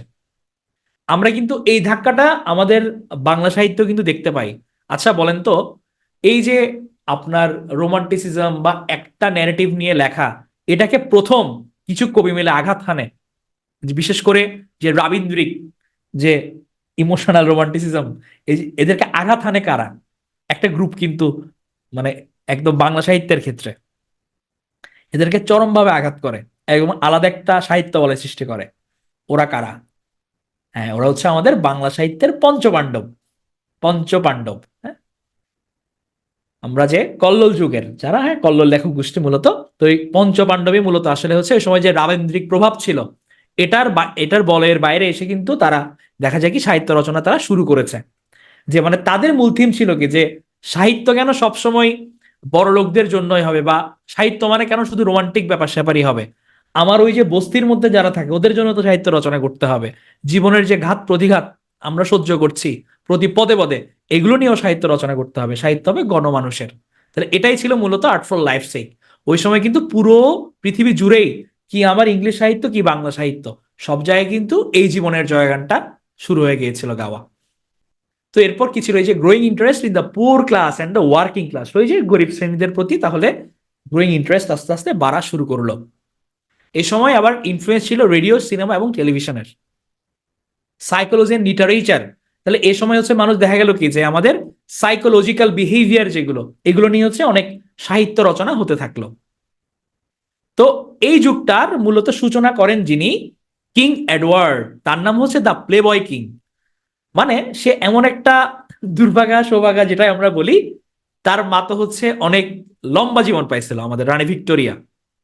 তো তার মায়ের মৃত্যুর পর 59 বছর বয়সে আমাদের এই কিং এডওয়ার্ড বসেন হচ্ছে ক্ষমতায়। হ্যাঁ, তাহলে prince Edward, prince of Wales. এখন যেহেতু হচ্ছে গিয়ে সে বড় ছেলে ছিল, হ্যাঁ, মায়ের আদরে পালতো, বড় হয়েছে সে। সে মোটামুটি তার পুরো জীবনটাই তার মানে মস ফুটতে সে কাটাইছে, তার কোনো কাজ করতে হইতো না। এবং সে হচ্ছে মোটামুটি লেডিস ম্যান নামে পরিচিত, বা প্লে বয় প্রিন্স নামে পরিচিত ছিল। এবং বুঝতেই পারতেছেন কেন প্লে বয় প্রিন্স, হ্যাঁ, টাকাটাকে উড়াইতো। এগুলো তার কাজে ছিল, মানে প্লে বয়গিরি করা। হ্যাঁ, এটা হচ্ছে দ্য এডওয়ার্ডিয়ান এইজ। তাহলে উনার নামেই এই যুগটার সূচনা হয়, আমাদের মডার্ন এজের প্রথম পিরিয়ডটা 1901 থেকে যেটা 1910 পর্যন্ত। তো আমরা এখানে দেখবো যে বিভিন্ন আমাদের সায়েন্স ফিকশন রাইটার থেকে শুরু করে অনেক জনেরই উদ্ভব হতে। তাহলে প্রথমেই আমাদের যিনি এখানে চলে আসবেন এই যে শুরুতে, আমাদের জুল ভার্ন, যাকে বলা হচ্ছে father of science fiction. Joule Verne আমাদের অনেকেরই ফেভারিট রাইটার। আমাদের যাদের বৈজ্ঞানিক কল্পকাহিনী পড়ার অভ্যাস আছে তাদের পড়া হয়তো জুল ভার্নকে দিয়েই শুরু হয়েছে। তো জুল ভার্নের যদি হচ্ছে আমরা তিনটা আমরা মনে রাখবো এখানে নাম, ওনার অনেকগুলোই সায়েন্স ফিকশন আছে, বাস মোস্ট ইম্পর্টেন্ট হচ্ছে আমরা তিনটা মনে রাখবো। Journey to the Centre of the আর্থ, তাহলে পৃথিবীর কেন্দ্রে যেহেতু হচ্ছে ভর শূন্য হয়, ওটা আবিষ্কারের মানে ওই থিওরিটাকে কাজে লাগিয়ে উনি মূলত journey to the Centre of the আর্থ এটা হচ্ছে উনি রচনা করেছেন। সেকেন্ডলি যেটা করেছেন, around the World in 80 days, পুরো পৃথিবীকে 80 দিনে ঘোরার একটা চ্যালেঞ্জ নিয়ে এটা। এরপর 20,000 লিগস আন্ডার দ্য সি, তাহলে সমুদ্রের নিচে যে জীবনটা এটা নিয়ে উনি রচনা করেছেন। তাহলে হচ্ছে আমরা জুল ভার্নের ক্ষেত্রে দেখতে পাবো ফাদার অফ সায়েন্স ফিকশনের তিনটা মাত্র writing: journey to the Centre of the Earth, Around the World in 80 days, 20,000 Leagues Under the sea. এখন এক্সামে আপনার এভাবে আসতে পারে এবং ভিতরে একটু চেঞ্জও করে দিতে পারে।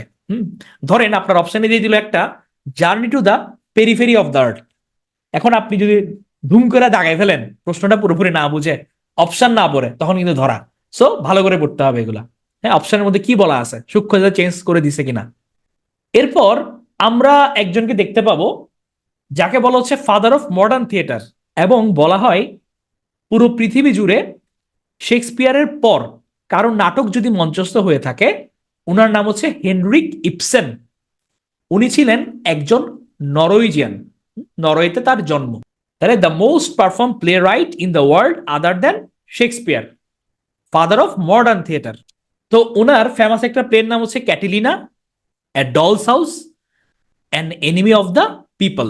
হ্যাঁ, তাহলে আমরা তিনটা ওনার থেকে মনে রাখবো। হ্যাঁ, তাহলে ক্যাটিলিনা, এ ডলস হাউস, আর হচ্ছে an enemy of the people.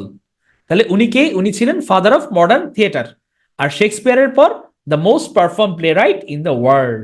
এরপর আমরা এমন একটা সাহিত্যিককে দেখতে পাবো যে মানে প্রচন্ড একটু কট্টরপন্থী ছিল, বিশেষ করে মানে ডক্টরদের সে হচ্ছে এক হাত নিছে।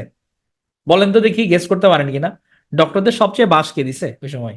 আমাদের George Bernard Shaw, the great GB Shaw. মানে চেহারাটা দেখেন, একটা বিরক্তিকর বিরক্তির একটা ভাব। তো ওনাকে বলা হয় the greatest modern dramatist. The greatest modern dramatist হচ্ছে আমাদের জিবি শ। তাহলে উনার অনেকগুলো রাইটিং আছে। এটা যদি আমরা ইজিলি মনে রাখতে চাই, আমরা একটা ছন্দ মনে রাখতে পারি। ডক্টর ওয়ারেন যখন মানুষের ক্যান্সারের চিকিৎসা করছিল, সিজার তখন আর্মস নিয়ে সুপারম্যানের সাথে দেখা করতে গেল। তাহলে ডক্টর দিয়ে আমরা ডক্টরস ডিলেমা, ওয়ারেন দিয়ে মিস্টার ওয়ারেন্স প্রফেশন, ম্যান দিয়ে হচ্ছে the man of destiny, Caesar দিয়ে সিজার অ্যান্ড ক্লিওপেট্রা, আর্মস দিয়ে আর্মস অ্যান্ড ম্যান, সুপারম্যান হচ্ছে ম্যান অ্যান্ড সুপারম্যান, আর ক্যান্সার দিয়ে ক্যান্ডিডা। তাহলে এগুলো হচ্ছে তার নোটেবল ওয়ার্কস। হ্যাঁ, পরীক্ষা আসলে দেখবেন যে এগুলো থেকে চলে আসবে। হ্যাঁ, নোটেবল ওয়ার্কস তার। তাহলে ডক্টরস ডিলেমা, এটার মূলত যেটা সেন্ট্রাল থিম ছিল, যে মানে কেন যে সে এত খ্যাপা ছিল, এটা গড নোস। তো তার যেটা মেন ইয়ে ছিল যে ডক্টরদের কোনোভাবে বিশ্বাস করা যাবে না। ডক্টররা খুবই গরিব, এবং গরিব বলেই দেখা যায় কি তাদের একটা মানে আর্থিক, যে একটা সবসময় পেশেন্টের ট্রিটমেন্টের ক্ষেত্রে আর্থিক একটা তার রিলেশন থাকে। হ্যাঁ না, আপনার মানে আমরা ডক্টররা কি আসলে এত গরিব? আমাদের গরিব বানাই দিল, এত প্রচন্ড কালপিট বললো। যাই হোক, আমরা তীব্র নিন্দা জানাচ্ছি এটার। তাহলে ডক্টরস ডিলেমার মধ্যে মেইন তিনটা ক্যারেক্টার ছিল, ডক্টর রিজিয়ন, লুইস এবং জেনিফার। তবে আমরা হ্যাঁ, এখানে যে ডক্টর ডিলেমাটা, এখানে আমরা এই ডক্টরকে একটু আমরা লুজ দেখতে পাই। এখানে ডক্টর রিজিয়ন, উনি হচ্ছে গিয়ে একজন ডক্টর প্লাস সায়েন্টিস্ট। দেখা যায় কি উনি হচ্ছে যক্ষার জন্য, টিবির জন্য একটা ওষুধ আবিষ্কার করছে। ওই সময় উনি বিভিন্ন রোগীর ক্ষেত্রে ট্রায়াল চালাচ্ছিল। তো পরে দেখা গেল ওনার ট্রায়াল চালানোর জন্য আর একটা মাত্র ওষুধ বাকি আছে, এবং ওই একটা ট্রায়ালের জন্য দেখা গেল কি পার্টিসিপেন্ট দুইজন। জেনিফার নামে একজন অনিন্দ্য সুন্দরী মহিলা ছিল, তার হাজবেন্ড লুইস, আর এখানে হচ্ছে আরেকটা ডক্টর ছিল। তাহলে ওই ডক্টরটাও কিন্তু বেশ জনপ্রিয় ছিল। তাহলে এদিকে ডক্টরের জীবন বাঁচাবে, নাকি পরম সুন্দরী জেনিফার এর হাজবেন্ড লুইসের জীবন বাঁচাবে? এখন সে, হ্যাঁ, সে পড়ে গেল হচ্ছে দ্বিধাদ্বন্দ্বে। কেন দ্বিধাদ্বন্দ্বে? কারণ এদিকে তো ভাই এ তো খুবই অনিন্দ্য সুন্দরী। তার মাথায় প্ল্যান আসলো যে ভাই, যদি তারে না বাঁচাই, ওষুধটা না দিই, ট্রায়ালটা না চালাই, এদিকে তো সে মরে যাবে লুইস। মরে যাওয়ার পর তো জেনিফার আমার হয়ে যাবে। তাহলে সে হচ্ছে এক ঢিলে দুই পাখি মারতে চেয়েছে ওই সময়। আবার এদিকে ডক্টর, সে তার কলিগ, যেহেতু সে ফেলো ফিলিংস ছিল, ভালো মানুষ সে। তো ওই হিসাবে হচ্ছে এই যে সে একটা ডিলেমার মধ্যে পড়ে যায়, কাকে সে বাঁচাবে, এটা নিয়ে হচ্ছে দ্য ডক্টরস ডিলেমা। তাহলে এখানে হচ্ছে ডিলেমাকে অত্যন্ত মানে গর্হিত ভাবে এখানে দেখানো হয়েছে আর কি। হ্যাঁ, তাহলে এখানে উনি বলছে কি, a life spent in making mistake is not only make honourable but more useful than a life spent doing nothing. মানে আপনি ধরেন এক জীবনে অনেক কাজ করবেন, সবগুলো তো ভাই শুদ্ধ হবে না, কিছু ভুল হবে। কিন্তু ওই ভুলে ভরা জীবনও আপনি যদি পুরো জীবন কিছু না করে কাটাই দেন, হ্যাঁ, যে ম্যাঙ্গো পিপলের লাইফ লিড করেন, তার চেয়ে ভাই ওটাই ভালো, ভুলে ভরা জীবনই ভালো। অ্যাটলিস্ট আমি আমার মনের কথা শুনছি, ভুল হইলেও করছি, কোনো সমস্যা নাই। হ্যাঁ, এটা হচ্ছে বলেছেন কে? আমাদের জিবি শ বলেছেন। জিবি শ এর আরেকটা বিখ্যাত রাইটিং হচ্ছে মিসেস ওয়ারেন্স প্রফেশন। তো এখানের কথাটা মূলত, এখানে হচ্ছে ভিভি ওয়ারেন এটা ক্যারেক্টার, উনি হচ্ছে তরুণী, আর তার বয়ফ্রেন্ড হচ্ছে ফ্রাঙ্ক। আর ভিভি ওয়ারেনের মা হচ্ছে মিসেস ওয়ারেন। তো এখানে ভিভি ওয়ারেন একসময় জানতে পারে কি, যে তার মা হচ্ছে গণিকা ছিল, মানে পতিতা ছিল। তো ওইটা জেনে তো তার হচ্ছে মানে খুব খারাপ লাগে। সে তার মাকে বলে যে মা, ওই সময় আসলে কেন মানে তোমাকে এই তাতে জড়াতে হয়েছে। সে বললো যে দেখো, ওই সময় আসলে মানে জীবনটা অনেক কঠিন ছিল, যে আর 19 শতকের যে কারখানা শ্রমিকের যে কাজটা, তার চেয়ে তো মানে পতিতাদের জীবন কোনো অংশে খারাপ নয়। হ্যাঁ, তোমার এটা বুঝেছে ওই সময় যে সমাজের যে মানে পরিস্থিতিটা, যে সবকিছু যে দারিদ্র ছিল, ওই জিনিসটাকে হচ্ছে মিন করছে। কিন্তু প্যাচটা বাজে যেটা, সেটা হচ্ছে কি, যে তার মা আর অর্থাৎ জর্জ এবং ফ্র্যাঙ্কের বাবা, স্যামুয়েল গার্ডনার, এক সময় কিন্তু ওয়ারেনের সঙ্গে রিলেশনে ছিলেন। তখন মাথার মধ্যে একটা প্রশ্ন জমা মানে তার মাথায় আসে, যে আবার এখন ফ্রাঙ্ক আর তার দেহে একই রক্ত বইছে কিনা আবার কোনো, অর্থাৎ ওয়ারেনের সাথে যেহেতু রিলেশন ছিল, তার বাবা কি আবার ফ্রাঙ্কের বাবা কিনা। তো এটা নিয়েই হচ্ছে কাহিনী, মিসেস ওয়ারেন্স প্রফেশন। তাহলে ক্যারেক্টারকে ভিভি ওয়ারিন, আর হচ্ছে ফ্রাঙ্ক, আর জর্জ আর স্যামুয়েল গার্ডনার। এরপর আমরা দেখতে পাই সিজার এন্ড ক্লিওপেট্রা উনি রচনা করেছেন। তাহলে সিজার এন্ড ক্লিওপেট্রা, এটা বোঝা যাচ্ছে যে ক্লিওপেট্রা নিয়ে কাহিনী। এখন আপনারা বলে ফেলেন তো, অ্যান্টোনিয়ান ক্লিওপেট্রা এটা কে রচনা করেছে? অ্যান্টোনিয়ান ক্লিওপেট্রা এটা রচনা করেছে কে? আমাদের শেক্সপিয়ার সাহেব। আচ্ছা, আরেকটা বলে ফেলেন তো দেখি, অ্যান্টোনিয়ান ক্লিওপেট্রাকে নিয়ে লেখা একটা রাইটিং এর নাম বলেন তো। অ্যান্টনি আপনাদের গত ক্লাসে পড়াইছিলাম, অ্যান্টনি ক্লিওপেট্রা, লাভ দিয়ে, জান ক্লু দিয়ে দিলাম। হ্যাঁ, এটা হচ্ছে আমাদের অল ফর লাভ। তাহলে অল ফর লাভটা কে লিখছেন? অল ফর লাভ, হ্যাঁ, যে হচ্ছে আমাদের সব ড্রাই করে ফেলছিল, ড্রাই। অল ফর লাভ, এটার টপিক কি ছিল? সিজার এন্ড ক্লিওপেট্রা ছিল, লিখছেন কি? আমাদের ড্রাইডেন। আচ্ছা, অল ফর লাভ যেহেতু বলে ফেলছেন আপনারা, বলেন তো লাভ ফর লাভটা কে লিখছে? লাভ ফর লাভ, ভালোবাসা আর ভালোবাসা খালি, love for love, double dealer, the morning bride, এগুলোকে লিখছে? এগুলো লিখছে আমাদের উইলিয়াম কনগ্রিভ। Right. এভাবে মিলাই মিলাই পড়বেন, দেখবেন যে লিটারেচার ভুলবেন না, বুঝছেন? এরপর হচ্ছে আমরা দেখতে পাই উনি লিখেছেন আর্মস অ্যান্ড দ্য ম্যান। তাহলে আর্মস অ্যান্ড দ্য ম্যানে মূলত হচ্ছে গিয়ে এখানে লাভ এন্ড ওয়ার, হ্যাঁ, মানে একটা হিপোক্রেসির ব্যাপারটা তুলে ধরেছিল ওয়ারের সময়।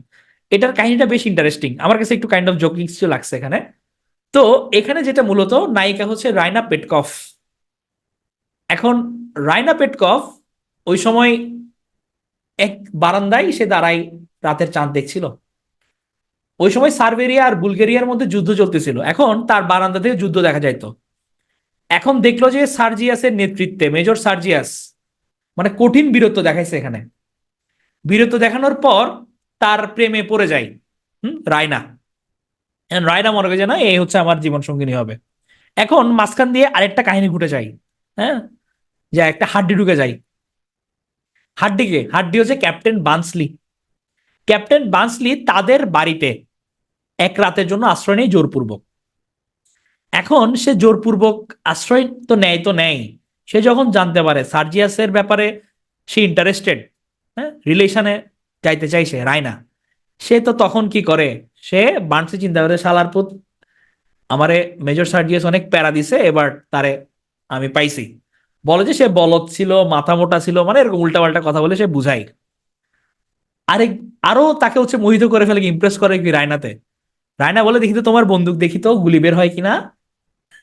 যে যখন সে বন্দুকের ট্রিগারে চাপ মারে, দেখে যে গুলির বদলে ভাই চকলেট বাইরে হয়েছে। মানে কাহিনীটা কেমন না? এই যে ধরেন বন্দুকের গুলি, গুলি টিপলো, বাইরে গেলে একটা চকলেট, সুন্দর, হ্যাঁ, একটা চকলেট বাইরে হয়ে গেল, হইলো কিছু এটা। তাহলে এটা নিয়ে হচ্ছে গিয়ে তখন সে বলে কি যে চকলেট ক্রিম সৈনিক আখ্যা দিল তাকে। তো এটার পরে দেখলো কি যে না, তাহলে তো তার গুলির থেকে এখানে চকলেট টকলেট বাইর হচ্ছে, হ্যাঁ, তাহলে সেই হচ্ছে আমার প্রাণের পুরুষ। তো এভাবে দেখা গেল কি যে বান্টলির পরিবার আর হচ্ছে রায়নার পরিবার দুইজনের হচ্ছে মিলন হয়। তাহলে এখানে হচ্ছে আর্মস এন্ড দ্য ম্যান, এটা হচ্ছে তার মেইন প্লট। এখন এই আর্মস এন্ড দ্য ম্যানে আমরা দেখতে পাই এই যে সার্জিয়ার সম্বন্ধে যখন ক্যাপ্টেন বান্সলি বলতেছিল, তখন সে এই কথাটা বলছে যে 9 soldiers out of 10 R born fools, অর্থাৎ 10 জনের মধ্যে 9 জনই বেকুব, হ্যাঁ, জীবিত। তাহলে দেখেন সে ডক্টরের প্রতি বিষেধাগার করছে, এদিকে আর্মিটার মেয়েদেরকেও গালাগালি করছে, মানে তার জীবনটাই হতাশা। আবার উনি কি বলছে, there are two tragedies in life, one is to lose your heart desire, the other is to gain it. তাহলে এটা কি গেল? এটা গেল হচ্ছে আমাদের আর্মস এন্ড দ্য ম্যান। এবার হচ্ছে আমরা ম্যান এন্ড সুপারম্যান। এখানে কি দেখতে পাবো? এখানে আমরা দেখতে পাবো জন টানার নামে একজন রিভলিউশনীকে, বিপ্লবীকে, অ্যান নামে একটা মেয়ে, ইয়াং উইমেন ছিল, তার রূপে হচ্ছে রূপের ফাঁদে ফেলছে। এটা নিয়েই হচ্ছে ম্যান এন্ড সুপারম্যান। এটা মূলত কমেডি অফ ম্যানার্স এর ছিল। মনে আছে তো কমেডি অফ ম্যানার্স কি? যে আপনাকে দেখলে বোঝা যায় একটু উচ্চশিক্ষিত। তাহলে এটা। এরপর হচ্ছে উনি লিখেছেন ক্যান্ডিডা। আরো কি লিখেছেন? You never can Tell. আর লিখেছেন পিগমেলিয়ন। এখন পিগমেলিয়নের কাহিনীটা বেশ ইন্টারেস্টিং। পিগমেলিয়ন মূলত হচ্ছে একজন ভাস্কর ছিলেন, শিল্পী ছিলেন। এখন উনি যে ভাস্করগুলো নির্মাণ করতো, দেখা যাইতো কি এগুলো বাস্তবের সুন্দরের চেয়েও সুন্দর। একদিন উনি হচ্ছে একটা প্ল্যান নিছে যে একটা উনি নারী মূর্তি বানাবেন। এখন নারী মূর্তিটা বানাতে বানাতে সে এটার প্রেমে এত ফিদা হয়ে গেছে, সে দেখে মানে নিজের ক্রিয়েশনের প্রতি সে ভালো আশায় পড়ে গেছে আর কি, এমন একটা ব্যাপার। হ্যাঁ, তো ওই নারী মূর্তিটার নাম দিচ্ছে উনি গ্যালাটিয়া। এখন সে ভালোবাসায় পইরা, পিগম্যালিয়ন সৌন্দর্যের দেবী হচ্ছে আফ্রোদিতি, আফ্রোদিতির কাছে সে বলে যে তুমি গ্যালাটিয়াকে জীবন্ত করে দাও।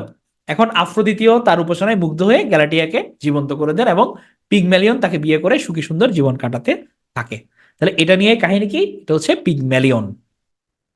তাহলে এই হচ্ছে পিগম্যালিয়ন এন্ড গ্যালাটিয়া। আর আমাদের জীবিশ কিন্তু নোবেল প্রাইজ পাইছিল 1925 সালে। তবে নোবেল প্রাইজ পাওয়ার পরে সে মকারি করতে কিন্তু ভুলে নাই। সে বলছে এই যে তোমরা নোবেল প্রাইজ দিচ্ছ, নোবেল প্রাইজটা তো আমাকে দিয়ে লাভ কি, আমি অলরেডি ফেমাস, আমার টাকা পয়সা অনেক আছে। নোবেল প্রাইজ দিতে হবে তাদের যারা ভালো লিখতেছে এবং স্ট্রাগল করতেছে, তাদেরকে দাও, তাদেরকে তো ইন্সপায়ার করো। এখানেও সে একটা কঠিন বাজ দিয়ে দিচ্ছে, বুঝছেন? আচ্ছা, আপনারা এখানে একটু বলে ফেলেন তো, নোবেল প্রাইজ কত সাল থেকে দেওয়া শুরু হয়েছে? নোবেল প্রাইজ কত সাল থেকে দেওয়া হয়? এটা হচ্ছে আমাদের 1901 সাল থেকে দেওয়া হয়। তাহলে আমাদের যে বিষয় খুবই ইম্পর্টেন্ট, আমরা একটু দেখে আসি দ্রুত তার লেখাগুলা। তাহলে ওই ছন্দটা মনে রাখবেন আপনারা, হ্যাঁ। তাহলে ডক্টর ওয়ারেন যখন মানুষের ক্যান্সারের চিকিৎসা করছিল, সিজার তখন আমসের নিয়ে সুপারম্যানের সাথে দেখা করতে গেল। তাহলে আমার Doctor Dilemma, Mrs Warren's Profession, the man of destiny, Caesar and Cleopatra, Arms and the Man, Man and Superman, আর হচ্ছে ক্যান্ডিডা। আর্মস এন্ড ম্যান, এটার নায়িকার নাম কি বলেন তো? মাত্র বললাম আর্মস এন্ড ম্যান, কি ছিল নায়িকার নাম? দেখি আপনাদের মনোযোগ আছে কিনা, ছিল কিনা। আর্মস এন্ড ম্যান, গ্রেট, এটা হচ্ছে রাইনা পেটকফ ছিল তার। এবার আমরা আসবো হচ্ছে আমাদের একজন পাগলার কাছে। পাগলা এখানে বলতেছি, উনি হচ্ছে মানুষের ব্রেন নিয়ে মোটামুটি খেলাধুলা ভালোভাবেই করছেন, হ্যাঁ। তো উনার নাম হচ্ছে সিগমুয়েন্ড ফ্রয়েড। মানে কঠিন কঠিন তথ্য দিছে মানুষের যে মস্তিষ্কের ব্যাপার, যে এই যে ব্রেনের মধ্যে কি কি চলতেছে না চলতেছে, হ্যাঁ, সবকিছু নিয়েই উনি হচ্ছে অনেক সাহিত্য রচনা করেন, অনেক বইপত্র লিখছেন, স্বপ্ন নিয়ে বই লিখছেন, আমরা এটা দেখতে পাবো। তাহলে এটা হচ্ছে কি সিগমুন্ড ফ্রয়েড। কোন নোবেল দেওয়া হয় ভাই ওই নোবেল? আচ্ছা, হ্যাঁ হ্যাঁ হ্যাঁ, এটা হচ্ছে কি আপনার, তার তো ডিনামাইটের যে ইনকাম হয়েছিল ওখান থেকে তো সে ইয়ে করছে, হ্যাঁ। তাহলে হচ্ছে সিগমুন্ড ফ্রয়েড, এটা হচ্ছে কি দ্য ইন্টারপ্রিটেশন অফ ড্রিম, তার একটা বিখ্যাত বই, the interpretation of dream, the Future of an Illusion, Studies on hysteria. তাহলে এই তিনটা আমরা ওনার এখান থেকে মনে রাখবো। তাহলে ওনাকে কি বলা হচ্ছে? Father of psycho analysis. তার তিনটা বই, প্রথমটা কি the interpretation of Dreams, the Future of Illusion, আর স্টাডিজ অন হিস্টেরিয়া। আর উনি কি বলছে? The interpretation of dreams is the royal road to a knowledge of the unconscious activities of the mind.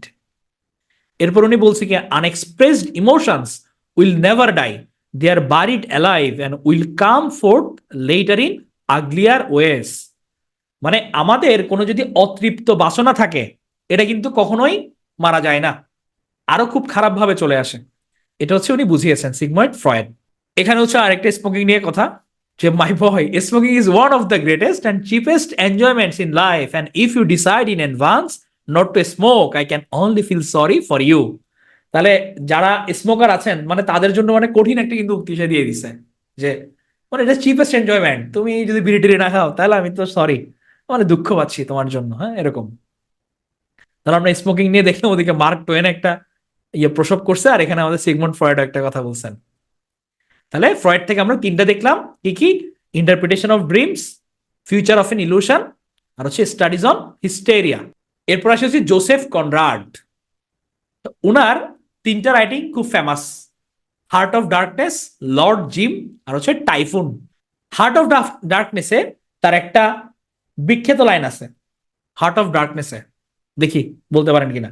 পরের স্লাইডে যাওয়ার আগে, পরের স্লাইডে আছে, আপনারা তো এগুলো রেগুলার ব্যাচ বা ইয়ে পড়ার কথা, জানার কথা, দেখি বলেন। হার্ট অফ ডার্কনেসের একটা বিখ্যাত লাইন, এটা কিন্তু পরীক্ষায় আসে। মিনাজ ভাই ঠিক, দা হরর, দা হরর, এটা হচ্ছে হার্ট অফ ডার্কনেসের একটা ফেমাস লাইন ছিল, এই যে হার্ট অফ ডার্কনেস। তাহলে এখানের বিখ্যাত লাইন হচ্ছে এই যে দা হরর, দা হরর, এটা হচ্ছে একটা ফেমাস লাইন এটার, এটা এক্সামে আসতে দেখা যায় এই লাইনটা। তাহলে পরীক্ষায় যদি আসে দাহরর দাহরর, এটা হচ্ছে কার থেকে নেওয়া হয়েছে, তাহলে এটা আমরা বলবো কি, এটা হচ্ছে আমাদের জোসেফ কনরাড থেকে নেওয়া হয়েছে এই লাইনটা। এরপর উনি রচনা করেছেন কি লর্ড জিম, আর হচ্ছে টাইফুন। তাহলে হচ্ছে উনারও তিনটা, Heart of Darkness, Lord Jim, আর হচ্ছে টাইফুন। প্রশ্ন হচ্ছে এমিলি ডুরখেইম, উনি ছিলেন একজন ফ্রেঞ্চ, সোশিওলজিতে উনি হচ্ছে মূলত অবদান রেখেছিলেন। তো উনার রচনা হচ্ছে সুইসাইড, একটাই সুইসাইড, এটা আমরা মনে রাখবো। তাহলে আমরা একটু দ্রুত একবার রিক্যাপ করে আসি না, অনেকগুলো পড়ে ফেললাম। তাহলে আমরা আমাদের এডওয়ার্ডিয়ান এইজের শুরুতে আমরা দেখতে পেলাম ফাদার অফ সায়েন্স ফিকশনকে জুল ভার্নকে। ওনার তিনটা রচনা, Journey to the Centre of the Earth, Around the World in 80 days, 20,000 Leagues Under the Sea, শেষ জুল ভার্ন। সেকেন্ডলি, পরীক্ষা কিন্তু আপনি এভাবে দ্রুত পরীক্ষার আগে রিভিশন দিয়ে যাবেন, দুই তিনটা করে। হেনরি গিবসন কি বলা হচ্ছে? Father of modern Theatre. রচনা কি? ক্যাটালিনা, এ ডলস হাউস, আর এনিমি অফ দ্য পিপল। শেষ। GB Shaw, the modern great dramatist. কি কি লিখছে? Doctor's Dilemma, Warren's profession, Man of destiny, Caesar on Cleopatra, Arms and Man, Man and Superman, আর হচ্ছে Candida. তাহলে doctors ডিলেমাতে doctor সম্বন্ধে গালাগালি করছে, রিজিয়ন, লুইস আর জেনিফার নিয়ে কাহিনী। Warren's Profession, VB Warren, Frank, Samuel Gardner, এগুলো character. Caesar and Cleopatra, Arms and the Man, এখানে হচ্ছে Raina Petkoff, Major Sergius, Captains Bluntschli, এরা হচ্ছে ক্যারেক্টার। এখানে উনি বলছেন 9 soldiers out of 10 R born fools. এটা ফেমাস লাইন, এটা আসে এক্সামে। ম্যান অ্যান্ড সুপারম্যানে অ্যান আর জন টানার, তাহলে অ্যান নামে একজন সুন্দরী রমণী, জন টানার নামে একজন বিপ্লবীকে প্রেমের ফাঁদে ফেলে। এটা ছিল কমেডি অফ ম্যানার্স টাইপের। Candida, you never can tell, হচ্ছে পিগম্যালিয়ন। তাহলে উনি কিন্তু নোবেল লরিয়েট ছিলেন, 1925 সালে নোবেল পেয়েছেন। এরপর আমরা দেখতে পাই Sigmund Freud, father of psychoanalysis, the interpretation of Dreams, the Future of an Illusion, Studies on Hysteria, এগুলো উনি রচনা করেছেন। আর উনি কি বলেছেন? যা interpretation of dreams is the royal road to a knowledge of the unconscious activities of the mind. মানে স্বপ্ন নিয়ে সে যখন বিশ্লেষণ করছে, আমাদের মাথার ভিতর বা চিন্তা চেতনায়, অবচেতন মনে যে আমাদের আনকনশিয়াস অ্যাক্টিভিটিগুলো চলছে, এটার যে যাত্রা, এই জিনিসটা হচ্ছে উনি বলেছেন। না, পোস্টমডার্নের জন্য হচ্ছে আমরা আলাদা রেখেছি, পোস্টমডার্ন হচ্ছে আমরা আগামীকাল ইয়ে করবো। একসাথে এতগুলো খেলে তো বদহজম হয়ে যাবে, তাই না? তো আমরা ওয়ান বাই ওয়ান শেষ করি, এখনো তো মডার্ন পিরিয়ডে অনেকগুলো বাকি আছে, শেষ হয় না কিন্তু। এরপর হচ্ছে সিগমুন্ড ফ্রয়েড স্পোকিং নিয়ে একটা বলেছে। এরপর আমরা দেখলাম কি, জোসেফ কনরাডকে দেখলাম, Heart of Darkness, Lord Jim, আর হচ্ছে টাইফুন। পোস্ট মডার্নের মধ্যে আমরা হচ্ছে আপনার নতুন, মানে এটা একদম আধুনিক কালের সাহিত্য, তো পোস্ট মডার্ন থেকে আমার প্রশ্ন আসে। সো এটাতে যদিও এক একটা রাইটারের একটা দুইটা করে রাইটিং মনে রাখতে হবে, বাট এটা আমরা কালকে পড়বো। তো হার্ট অফ ডার্কনেস এর মধ্যে হচ্ছে আমরা দেখলাম কি, যে দাহরর, এটা হচ্ছে তার ফেমাস লাইন। এছাড়া উনি লর্ড জিম আর টাইফুন লিখেছেন। তাহলে এমিলি ডুরখেইম, একটা জিনিস আমরা মনে রাখবো, সুইসাইড। এরপর আসি হচ্ছে আমরা একজন বিখ্যাত ছোট গল্প লেখকের কাছে, যার নাম ছদ্মনাম ছিল ও হেনরি, আর আসল নাম হচ্ছে উইলিয়াম সিডনি পোর্টার। তাহলে এটাও কি ছিল? তার ফেক আইডি ছিল। তাহলে উনি হচ্ছে famous American short story writer. আচ্ছা, ওনারা শুরুতেই ফেক আইডি কেন নিত এটা বুঝলাম না। মানে এইটা ধারণা করতে গেলে কে জানে যে আমি লেখা শুরু করি, যদি মানে খারাপ টারাপ হয়, মানুষ তো গালাগালি দিবে, আত্মীয় স্বজন বলবে, বাপ মা বলবে যে আল্লাহ ছাতার মাথায় কি লিখছিস, তো এই কারণে ফেক আইডি ইউজ করতে মনে হয়। পরে তো তারা চামে দিয়ে যখন ফেমাস হয়ে যায় তখন বলতে চায় এটা আমার আসলে ফেক আইডি, এসে ভাবসাব নিত না। আমার কাছে কেন জানি এরকম মনে হয়। এরপর হচ্ছে গিয়ে উনি কি লিখছেন? ওরপর লিখছেন হচ্ছে the 4 million, the gift of the Magi, sixes and sevens, আর রোডস অফ ডেস্টিনি লিখছেন উনি। হরর, ওটা তো দাহরর আপু, এটা লাইন বলছি, লাইন। এটা হচ্ছে হার্ট অফ ডার্কনেস এর লাইন একটা, এটা জোসেফ কনরাডের। আপনার বয়ফ্রেন্ড এটাই বলছেন না? আহ, আচ্ছা বলেন তো, দ্য গিফট অফ দ্য ম্যাজাই, এটার একটা কি অনুবাদ আছে না বাংলায়? এটা কে করছে অনুবাদটা, গিফট অফ দ্য ম্যাজাই, বা এটার নামটা কি? হ্যাঁ, এটা হচ্ছে আমাদের রবি ঠাকুর, লিখছেন হচ্ছে তীর্থযাত্রী নামে। হুম, দ্য নয়নদা, তীর্থযাত্রীর অনুবাদ করছে হচ্ছে আমাদের রবি ঠাকুর, রবি দাদু। এরপর কি রচনা করলেন উনি? সিক্স অ্যান্ড সেভেন্স, আর হচ্ছে রোডস অফ ডেস্টিনি। তাহলে এটা মনে রাখার জন্য আমরা এভাবে রাখতে পারি, ও হেনরি 4 মিলিয়ন মূল্যের গিফট নিয়ে কিং এর কাছে যাওয়ার সময় রোডে 6-7 জন লোকের সাথে দেখা হলো। তাহলে the 4 Million, Gift of Magi, Cabbage and Kings, Roads of Destiny, আর হচ্ছে সিক্সেস অ্যান্ড সেভেন্স। তাহলে এটা দিয়ে আমরা মনে রাখবো, the 4 Million, Gift of the Magi, Cabbage and Kings, Roads of Destiny, আর হচ্ছে সিক্সেস অ্যান্ড সেভেন্স। হ্যাঁ, এটা হচ্ছে আহ, আপনার যে গিফট অফ দ্য মেজাই যেটা, হ্যাঁ, এটা এটা হচ্ছে গিয়ে রবি ঠাকুরের রচনা। তীর্থযাত্রী মানে রবি ঠাকুরের রচনা বলতে উনি অনুবাদ করছেন আর কি, তীর্থযাত্রী নামে। এবার আসলে হচ্ছে আমরা রুডিয়ার্ড কিপলিং।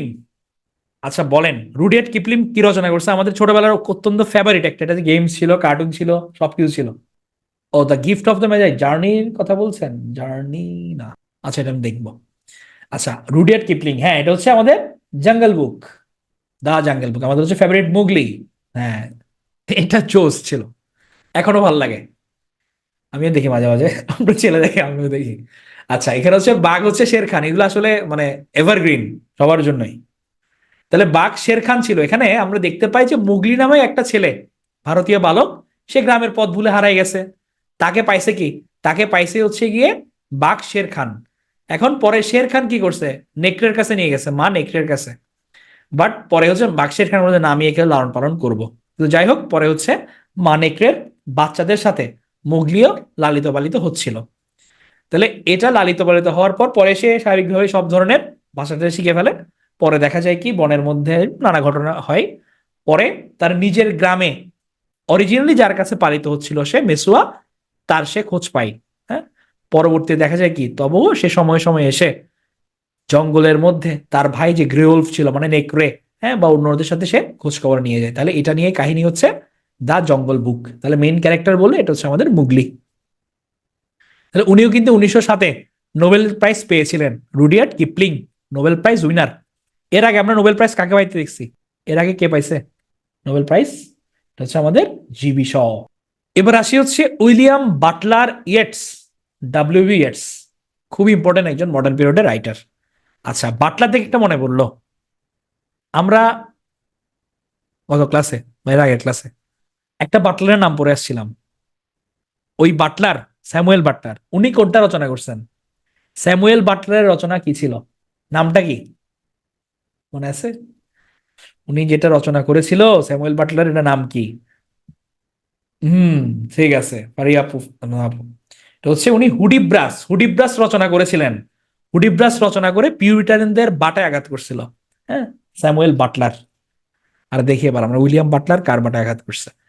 তাহলে উনি ছিল মূলত আইরিশ, আয়ারল্যান্ডের নাগরিক। তাহলে উনিও কিন্তু নোবেল প্রাইজ পাইছে। উনার প্রথম যে বিখ্যাত রচনাটা এটা হচ্ছে দ্য টাওয়ার, এটা একটা পোয়েট্রি। এখানে উনি মূলত ট্রয় নগরীর মতো যাতে আর ধ্বংসলীলা না ঘটে, এখানে হচ্ছে তাই বোঝানো হয়েছে এই দা পোয়েট্রিতে। অর্থাৎ ওই সময় যে ধ্বংসলীলা হয়েছিল একটা জাস্ট প্রেমকে কেন্দ্র করে কাইন্ড অফ, তো এটা উনি রচনা করেছেন দ্য টাওয়ারে। The World Swans at Coole, Easter 1916, Easter 1916-এর মধ্যে উনি মূলত ওই সময় আয়ারল্যান্ড আর ইংল্যান্ডের মধ্যে চরম বিরোধ চলছিল, এবং আয়ারল্যান্ডের যে একটা বিদ্রোহী গ্রুপ ছিল তারা হচ্ছে ইংল্যান্ডারকে প্রতি উত্তর দিচ্ছিল। তো এই যে আইরিশ বিদ্রোহী যারা ছিল তাদের প্রতি ওনার অনেক সহানুভূতি ছিল। তো ওটা নিয়ে আসলে উনি রচনা করেছিলেন ইস্টার 1996, সরি 1916। এরপর এছাড়া উনি রচনা করেছেন সেলিং টু বাইজেন্টিয়াম। এখানে উনি মূলত যে যিশুর যে পুনরুত্থানের জায়গা বাইজেন্টিয়াম, ওই যীশুখ্রিস্টের জন্মভূমিতে ফিরে যাওয়ার ইচ্ছা উনি পোষণ করেছেন, যে আর কাল কেমন করতে যাচ্ছেন না উনি, উনি হচ্ছে এই জীবন থেকে মুক্তি চান, উনি বাইজেন্টিয়ামে যেতে চান, এটাই ছিল এটার থট। হচ্ছে লেডা এন্ড সোয়ান, এখানের মধ্যে আমরা দেখতে পাই যে এই যে লেডা, লেডা হচ্ছে গিয়ে একটা রমণী ছিলেন। আর এখানে সোয়ান ক্যারেক্টার নামে আসছে হচ্ছে জিউস, এটা ছিল জিউস। তো এই জিউস হচ্ছে গিয়ে এই লেডার সাথে মানে তাদের ঔরসজাত হয়ে চারটা হচ্ছে ডিম পারে লেডা, হ্যাঁ দেখা যায়। তো ডিম পাড়ার পর ওই চার ডিম থেকে চার বাচ্চা হয়, তার মধ্যে হচ্ছে একজন ছিল হেলেন, আর দুই ভাই ছিল হচ্ছে ক্যাস্টর এন্ড পোলাক্স। এখানে দেখা যায় হেলেনকে ওরা উদ্ধার করে নিয়ে যাচ্ছে। হ্যাঁ, আচ্ছা আপনারা বলেন তো দেখি, হেলেন, হেলেন হচ্ছে কিসের দেবী ছিল? হেলেন কিসের দেবী জানেন? বা আচ্ছা হেলেন কিসের দেবী না আপনারা বলেন। যে পয়েট অফ হেলেনিজম কাকে বলা হইতো? পয়েট অফ হেলেনিজম কে ছিল? এটা হচ্ছে কিটস ছিল, Keats. Poet of beauty, poet of Hellenism, এ ছিল আমাদের কিটস। আর ডক্টর ফস্টার হচ্ছে কিটসকে নামায় আনছিল। আচ্ছা, এরপর ডব্লিউবিএস রচনা করছে প্রেয়ার ফর মাই ডটার। তাহলে হচ্ছে প্রেয়ার ফর মাই ডটারের মধ্যে মূলত উনি বলেছেন যে তার মেয়ে, তার আত্মজা যেন জটিলতাহীন অতি সাধারণ একটা জীবন পান। মানে উনার সেন্স যেটা ছিল যে নর্মালি উনি নিজ অভিজ্ঞতায় কবিরা দেখেছেন রূপসীরা অহংকারী, অহংকারী নারী নিজে সুখ পায় না, অন্য কেউ সুখী করতে পারে না। অন্য যে কোনো পিতামাতার মতোই উনি চেয়েছেন যে তার মেয়ে যাতে জটিলতাহীন অতি সাধারণ একটা জীবন পান, নিরহংকার সুখী সুন্দর জীবন, জটিলতাহীন সহজ জীবন কামনা করেছেন। উনি হয়তো একটু নারী বিদ্বেষী ছিল মনে হয়, কোনো সুন্দর মেয়ে টেয়ে তারা ছেঁকা দিছে। হ্যাঁ, এটা আপনারাই ভালো বলতে পারবেন অডিয়েন্স, আপনারা জানেন। তাহলে হচ্ছে ডাব্লিউ ইয়েটস, যে আমাদের এখানে আসলে সুন্দরী মেয়ের কি অহংকারী হয় কিনা, মনে হয় এরকম কোনো কাহিনী আছে তার মধ্যে। তো পরে ডাব্লিউ ইটসের, তাহলে আমরা যদি রচনাগুলো দেখি এক নজরে, the Tower, Easter 1916, Sailing to Byzantium, the Wild Swans at Coole, Leda and the Swan, আর A Prayer for My Daughter. তাহলে এগুলো হচ্ছে আমাদের একটু ভালো করে মনে রাখতে হবে ইয়েটস এর ক্ষেত্রে। এরপর আমরা দেখব আরেকজন হচ্ছে সায়েন্স ফিকশন রাইটারকে, তার নাম হচ্ছে H.G. Wells, Harvard George Wells. তাহলে ওনার বিখ্যাত রচনা হচ্ছে দ্য টাইম মেশিন, আর একটা হচ্ছে দ্য ইনভিজিবল ম্যান। এগুলো নিয়ে কিন্তু অনেক মুভিও রচনা হয়েছে, দ্য টাইম মেশিন, হ্যাঁ, দ্য ইনভিজিবল ম্যান, হোলোম্যান, হোলোম্যান রচনা হয়েছে। হ্যাঁ, তাহলে এই দুইটা হচ্ছে আমরা এখান থেকে মনে রাখবো। হোলোম্যান মুভি, মুভি সিরিজ অনেকগুলো আছে। আচ্ছা, তাহলে এই দুইটা, H.G. Wells, the Time Machine, আর হচ্ছে দ্য ইনভিজিবল ম্যান। এবার আমরা দেখি হচ্ছে বার্টন রাসেল সাহেবের কাছে, একটু কঠিন তারা। সে সে দেখেন কি কি ছিল, ফিলোসোফার ছিল, দার্শনিক ছিল, হিস্টোরিয়ান ছিল, লজিশিয়ান ছিল, ম্যাথমেটিশিয়ান ছিল, পেসিফিস্ট ছিল, অ্যান্টিওয়ার অ্যাক্টিভিস্ট ছিল, অ্যান্টি ইম্পেরিয়ালিস্ট ছিল, অর্থাৎ একই অঙ্গে অনেক অনেক অনেক রূপ বার্টন রাসেলের। তাহলে উনার রাইটিং হচ্ছে history of western philosophy, proposed Rhodes to freedom, theory of knowledge, marriage and morals. তাহলে উনি বোথ ফিলোসফার অ্যান্ড লজিশিয়ান ছিলেন। উনিও নোবেল প্রাইজ পেয়েছিলেন 1950 সালে। তাহলে হচ্ছে আমরা যদি রাসেলেরটা একটু দেখে আসি, তাহলে History of the Western of Philosophy, proposed Rhodes to freedom, theory of Knowledge, আর হচ্ছে ম্যারেজ অ্যান্ড মোরালস। তাহলে আমরা একবার এটা দ্রুত রিক্যাপ করে আসি এই পিরিয়ডটা ছোট্ট করে।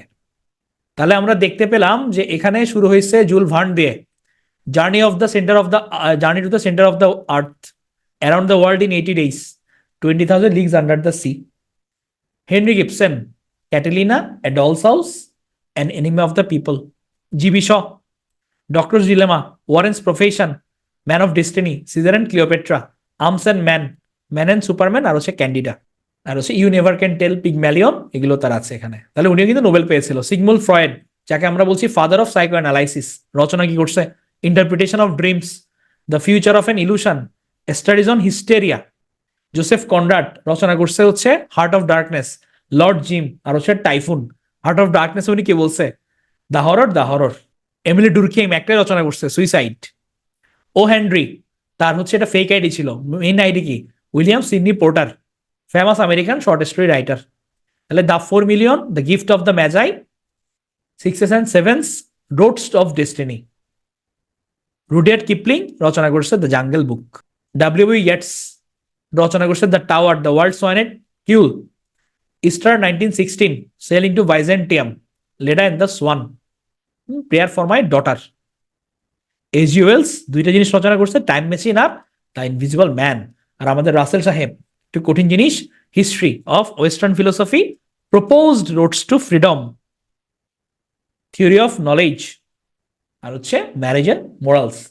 আচ্ছা, থিওরি অফ নলেজ যদি বার্টন রাসেল করে, থিওরি অফ এভরিথিং কে রচনা করছে? হ্যাঁ, এটাই সেই নৈতিকতা রাসেল।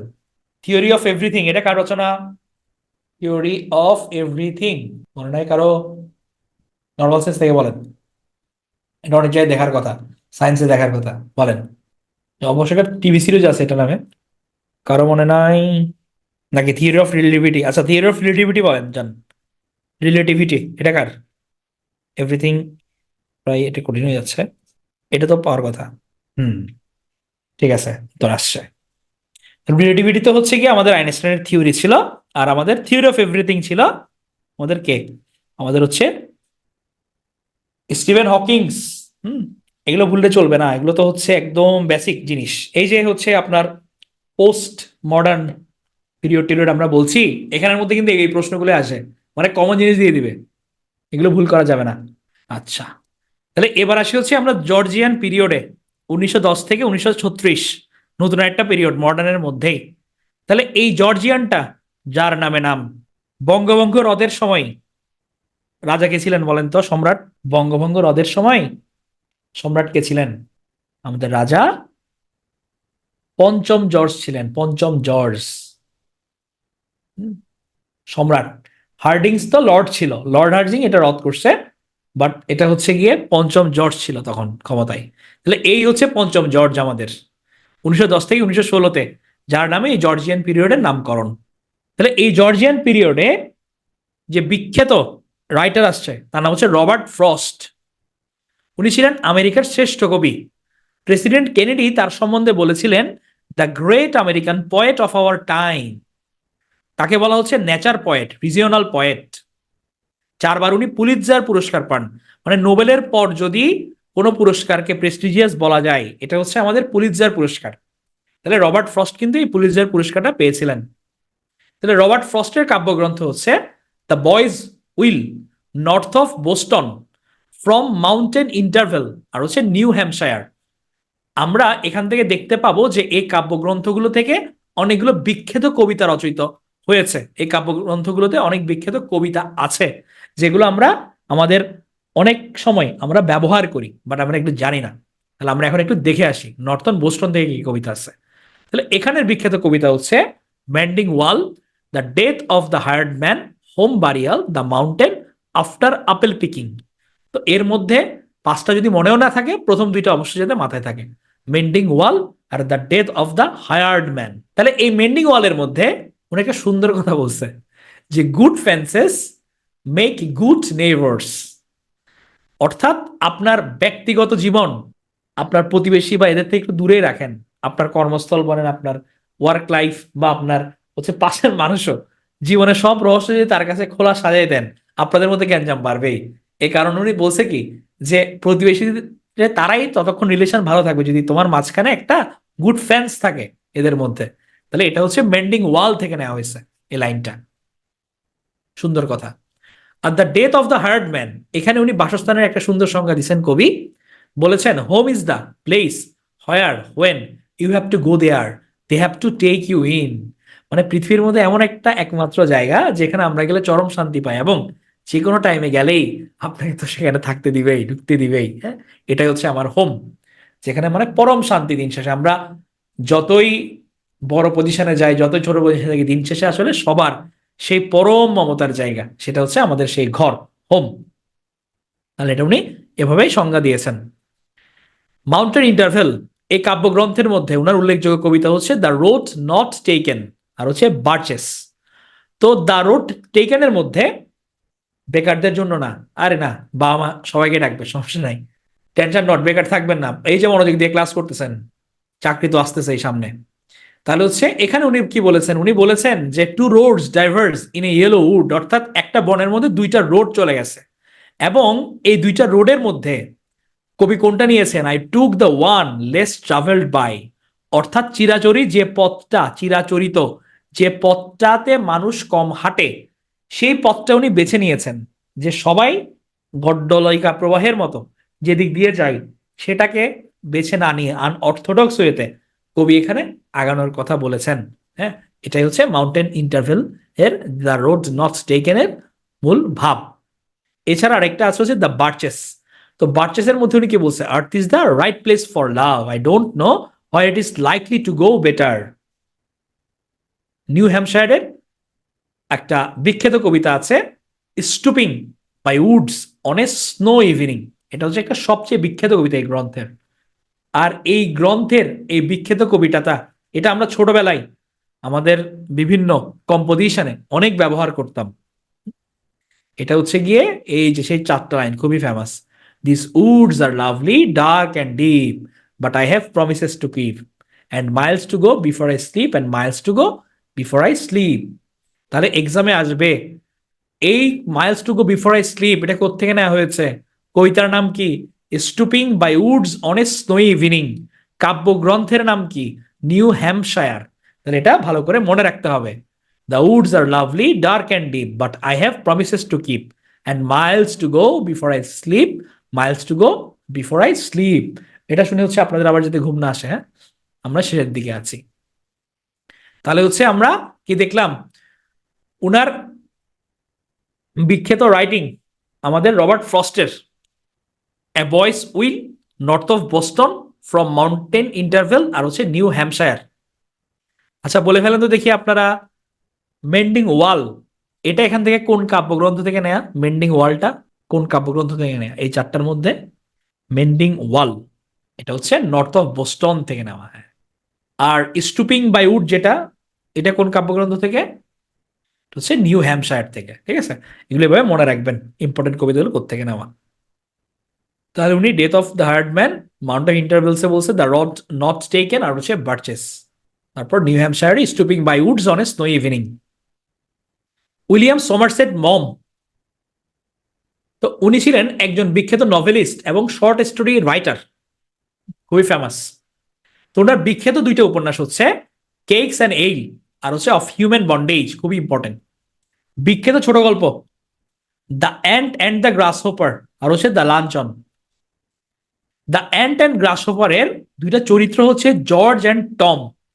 এটা তো হচ্ছে আমরা ছোটবেলায় পড়ছি, হ্যাঁ, পিঁপড়া আর ঘাসফড়িং এর গল্পটা, যে একজন সবসময় সঞ্চয় করে আরেকজন সঞ্চয় করে না, পরে সে মারা খাইতে হয় তারে। তাহলে এখানে দুইটা ক্যারেক্টার, একটা হচ্ছে জর্জ আর একটা টম।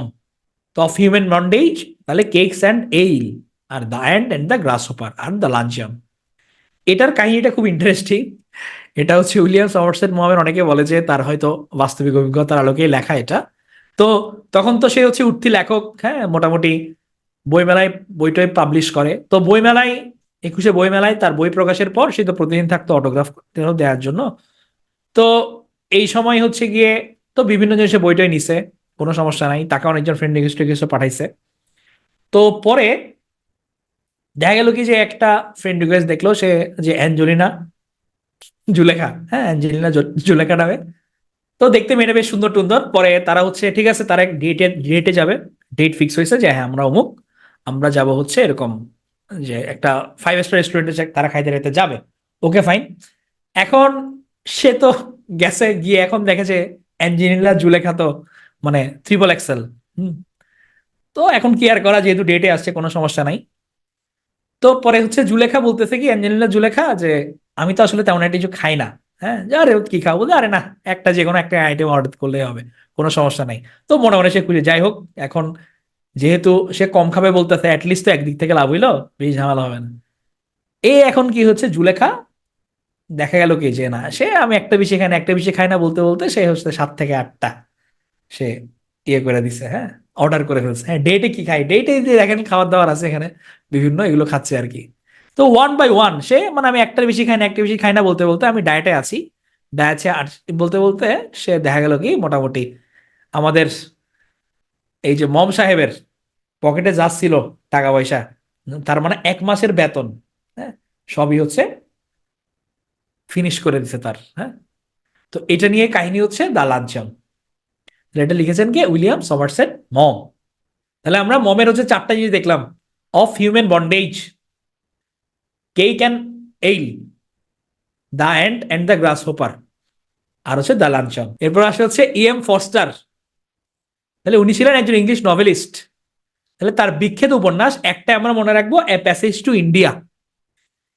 এখন এ প্যাসেজ টু ইন্ডিয়ার চরিত্র থেকে প্রশ্ন আসে। তো এটার যেটা কাহিনী সেটা হচ্ছে গিয়ে একজন বিদেশি নারী, মিসেস মুর, তার একমাত্র ছেলে হচ্ছে রনি। এখন রনির সাথে হচ্ছে রিলেশনশিপে গেছে হচ্ছে অ্যাডেলা। এখন অ্যাডেলা রনির মধ্যে বিয়ে হবে। তারা চিন্তা করলো যে তারা ডেস্টিনেশন ওয়েডিং এ যাবে। তারা ওখানে করবে না, ডেস্টিনেশন ওয়েডিং করবে তারা, মানে দূরে গিয়ে বিয়ে আর কি ভাই, ডেস্টিনেশন ওয়েডিং। তো তারা ঠিক করলো আচ্ছা ঠিক আছে আমরা ইন্ডিয়া যাব। ফাইন। এখন তারা ইন্ডিয়া যাবে, কোনো সমস্যা নাই। এখন যেখানে ঝামেলা হইলো, তো ইন্ডিয়ার মধ্যে একজন হচ্ছে ডক্টর আজিজ, একজন ভদ্রলোক আছেন ডক্টর সাহেব। তারপর হচ্ছে অধ্যাপক গুড বলে, হ্যাঁ, এদের সাথে সিরিল ফিল্ডিং নামে একজন, এদের সাথে ওদের পরিচয় টরিচয় হয়। তো তারা হচ্ছে হ্যাঁ জামনগরে গেছে সবাই ডেস্টিনেশন ওয়েডিং এ। তো জামনগরে যাওয়ার পর দেখা গেল কি জামনগরে একটা মালাবার গুহায় তারা গেছে। তো ওইখানে হঠাৎ করে একটা কাহিনী হয়ে যায়, অ্যাডেলা চিৎকার শুরু করে। এটা ছলা গলাও হইতে পারে, বলে যে ডক্টর আজিজ হচ্ছে আমাকে শ্লীলতাহানির চেষ্টা করছে। এখন এটা শুনে তো শালার আদেলার যে উডবি হাজবেন্ড রনি, সে তো খুব খেপা যায়, সে বলে যে উচিত শিক্ষা দিব তোরে। তবে হচ্ছে অধ্যাপক যে গোড বলেছিল সিরিল ফিল্ডিং, আবার তার মাও মনে করে যে না কোনো হয়তো ভুল বুঝাবুঝি হচ্ছে, আজিজ ভালো ছেলে, কিন্তু তবুও তার কথা শুনে না। পরে দেখা যায় কি যে তার মাকে রনি জোরপূর্বক ইংল্যান্ডে পাঠিয়ে দেয়। তবে যাই হোক, অনেক ঘটনা পাকচক্রে পরে আজিজকে ছেড়ে দেওয়া হয়। তো এটাই হচ্ছে এ প্যাসেজ টু ইন্ডিয়ার সারসংক্ষেপ। তো এখানে আমাদের ক্যারেক্টারগুলো মনে রাখতে হবে: Mrs Moore, Adela, Ronnie, doctor Aziz, হ্যাঁ, অধ্যাপক গোডবোলে, সিরিল ফিল্ডিং, এগুলো। তাহলে এই হচ্ছে ক্যারেক্টার ম্যাপটা, দেখে নেবেন। তো ইএম ফস্টার একটা বিখ্যাত লাইন আছে হচ্ছে, God has put us on earth to love our neighbours and to show it, and he is omnipresent even in India to see how we are succeeding. তাহলে সবসময় কি প্রতিবেশীর হক আদায় করতে বলছে। আপনারা ইএম ফস্টারের কথাটা মনে করেন সামহাও আপনার বাড়ির পাশের কারোর সাথে রিলেশন হয়ে গেল, আপনি ধরা খাইলেন, পরে আপনারা এটা দেখা দিতে পারেন যে, দেখেন ইএম ফস্টার বলছে god has put us on earth to love our neighbours. হ্যাঁ, যে প্রতিবেশীর হক আদায় করতে বলছে, আমার কি দোষ? আমি তো বিসিএস প্রিপারেশন নিচ্ছিলাম, লিটারেচার ক্লাস, এটা দেখা তো আমি এটাতে গেছি, এটা আমার তো কোনো দোষ নাই, ফস্টারের দোষ। হ্যাঁ, তো এটা তাহলে আমরা ফস্টারকে দেখলাম কি প্যাসেজ টু ইন্ডিয়া, একটা মনে রাখবো আমরা। পরে জেমস জয়েস। জেমস জয়েসের হচ্ছে, উনি একজন Irish novelist and poet, James Joyce. তাহলে ওই জেমস জয়েস মনে আছে আপনাদের, উলিসিস উনি রচনা করছিল, আপনারা বলছেন। এছাড়া ডাবলিনার্স এটাও রচনা করছেন। তো উনার একটা স্পেশাল রাইটিং স্টাইল ছিল, সেটা হচ্ছে স্ট্রিম অফ কনসাসনেস। তাহলে স্ট্রিম অফ কনসাসনেস আর হচ্ছে আদার ন্যারেটিভ স্টাইল, এটার মধ্যে পার্থক্যটা কি? নর্মাল যারা রাইটিং আছে, যে আমাদের মতো, ধরেন আমাদের মতো মানুষজন যদি লেখে সাহিত্য, আমরা বলবো যে হ্যাঁ সে ওখানে গেছিল, ওখান থেকে অটোতে উঠছে, অটোতে উঠার পর তারপর সে তার সাথে দেখা করছে, দেখা করে তাকে ভালো লাগছে, তারা বিয়ে করছে, পরে তারা সুখ শান্তি জীবন যাপন করছে। আর যারা একটু উচ্চমার্গীয় লেখক, তারা লিখবে হচ্ছে গিয়ে হ্যাঁ সে ওইখানে গেছিল, দেখবেন যে এরপর চলে আসলো কি 20 বছর পরের কাহিনী, তারা বিয়ে করে ফেললো। মানে এদিকে আকাশ, আবার এদিকে পাতাল, মানে একদম এবড়ো খেবড়ো। ঠিক আছে? তো এই ধরনের রাইটিং যারা করে, তাদেরকে বলা হচ্ছে কি স্ট্রিম অফ কনসাসনেস, এটা হচ্ছে তাদের স্টাইল। তবে বেশিরভাগ বড় লেখকই এই ধরনের রাইটিং করে, কারণ আমাদের যে জীবনধারা বা আমাদের যে প্লট আশপাশের, এটা তো ভাই এত সরল রেখায় চলে না। আমাদের জীবনের মধ্যে আসলে টুইস্টের পর টুইস্ট আসেই। তো এই কারণে যারা স্ট্রিম অফ কনসাসনেস এই রাইটিং স্টাইলটা ফলো করে, তাদের এর মধ্যে, কাহিনীর মধ্যে কিন্তু এরকম প্লট সাবপ্লট এগুলো থাকে। তো এই ধরনের হচ্ছে যে মূলত সূচনা করছিল, তার নাম হচ্ছে জেমস জয়েস। তাহলে উনার একটা বিখ্যাত নভেল হচ্ছে কি উলিসিস, আর হচ্ছে ডাবলিনার্স। তাহলে এই দুইটা। এরপর আমরা চলে আসবো নেক্রেরমনের কাছে, ভার্জিনিয়া উলফের কাছে। তাহলে উনার একটা লিখিত গ্রন্থের মধ্যে উল্লেখযোগ্য যদি আমরা বলি মিস্টার মিসেস ড্যালোয়ে। তো ড্যালোয়ে ছাড়াও উনার আরো কিছু রাইটিং ছিল, এটা আমরা ছন্দ দিয়ে মুখস্থ রাখতে পারি। মিসেস ড্যালোয়ে ও অর্ল্যান্ডো রাত দিন, নাইট এন্ড ডে, লাইট হাউসের একটি রুমে টাইম পাস করে, সময় পাস করে।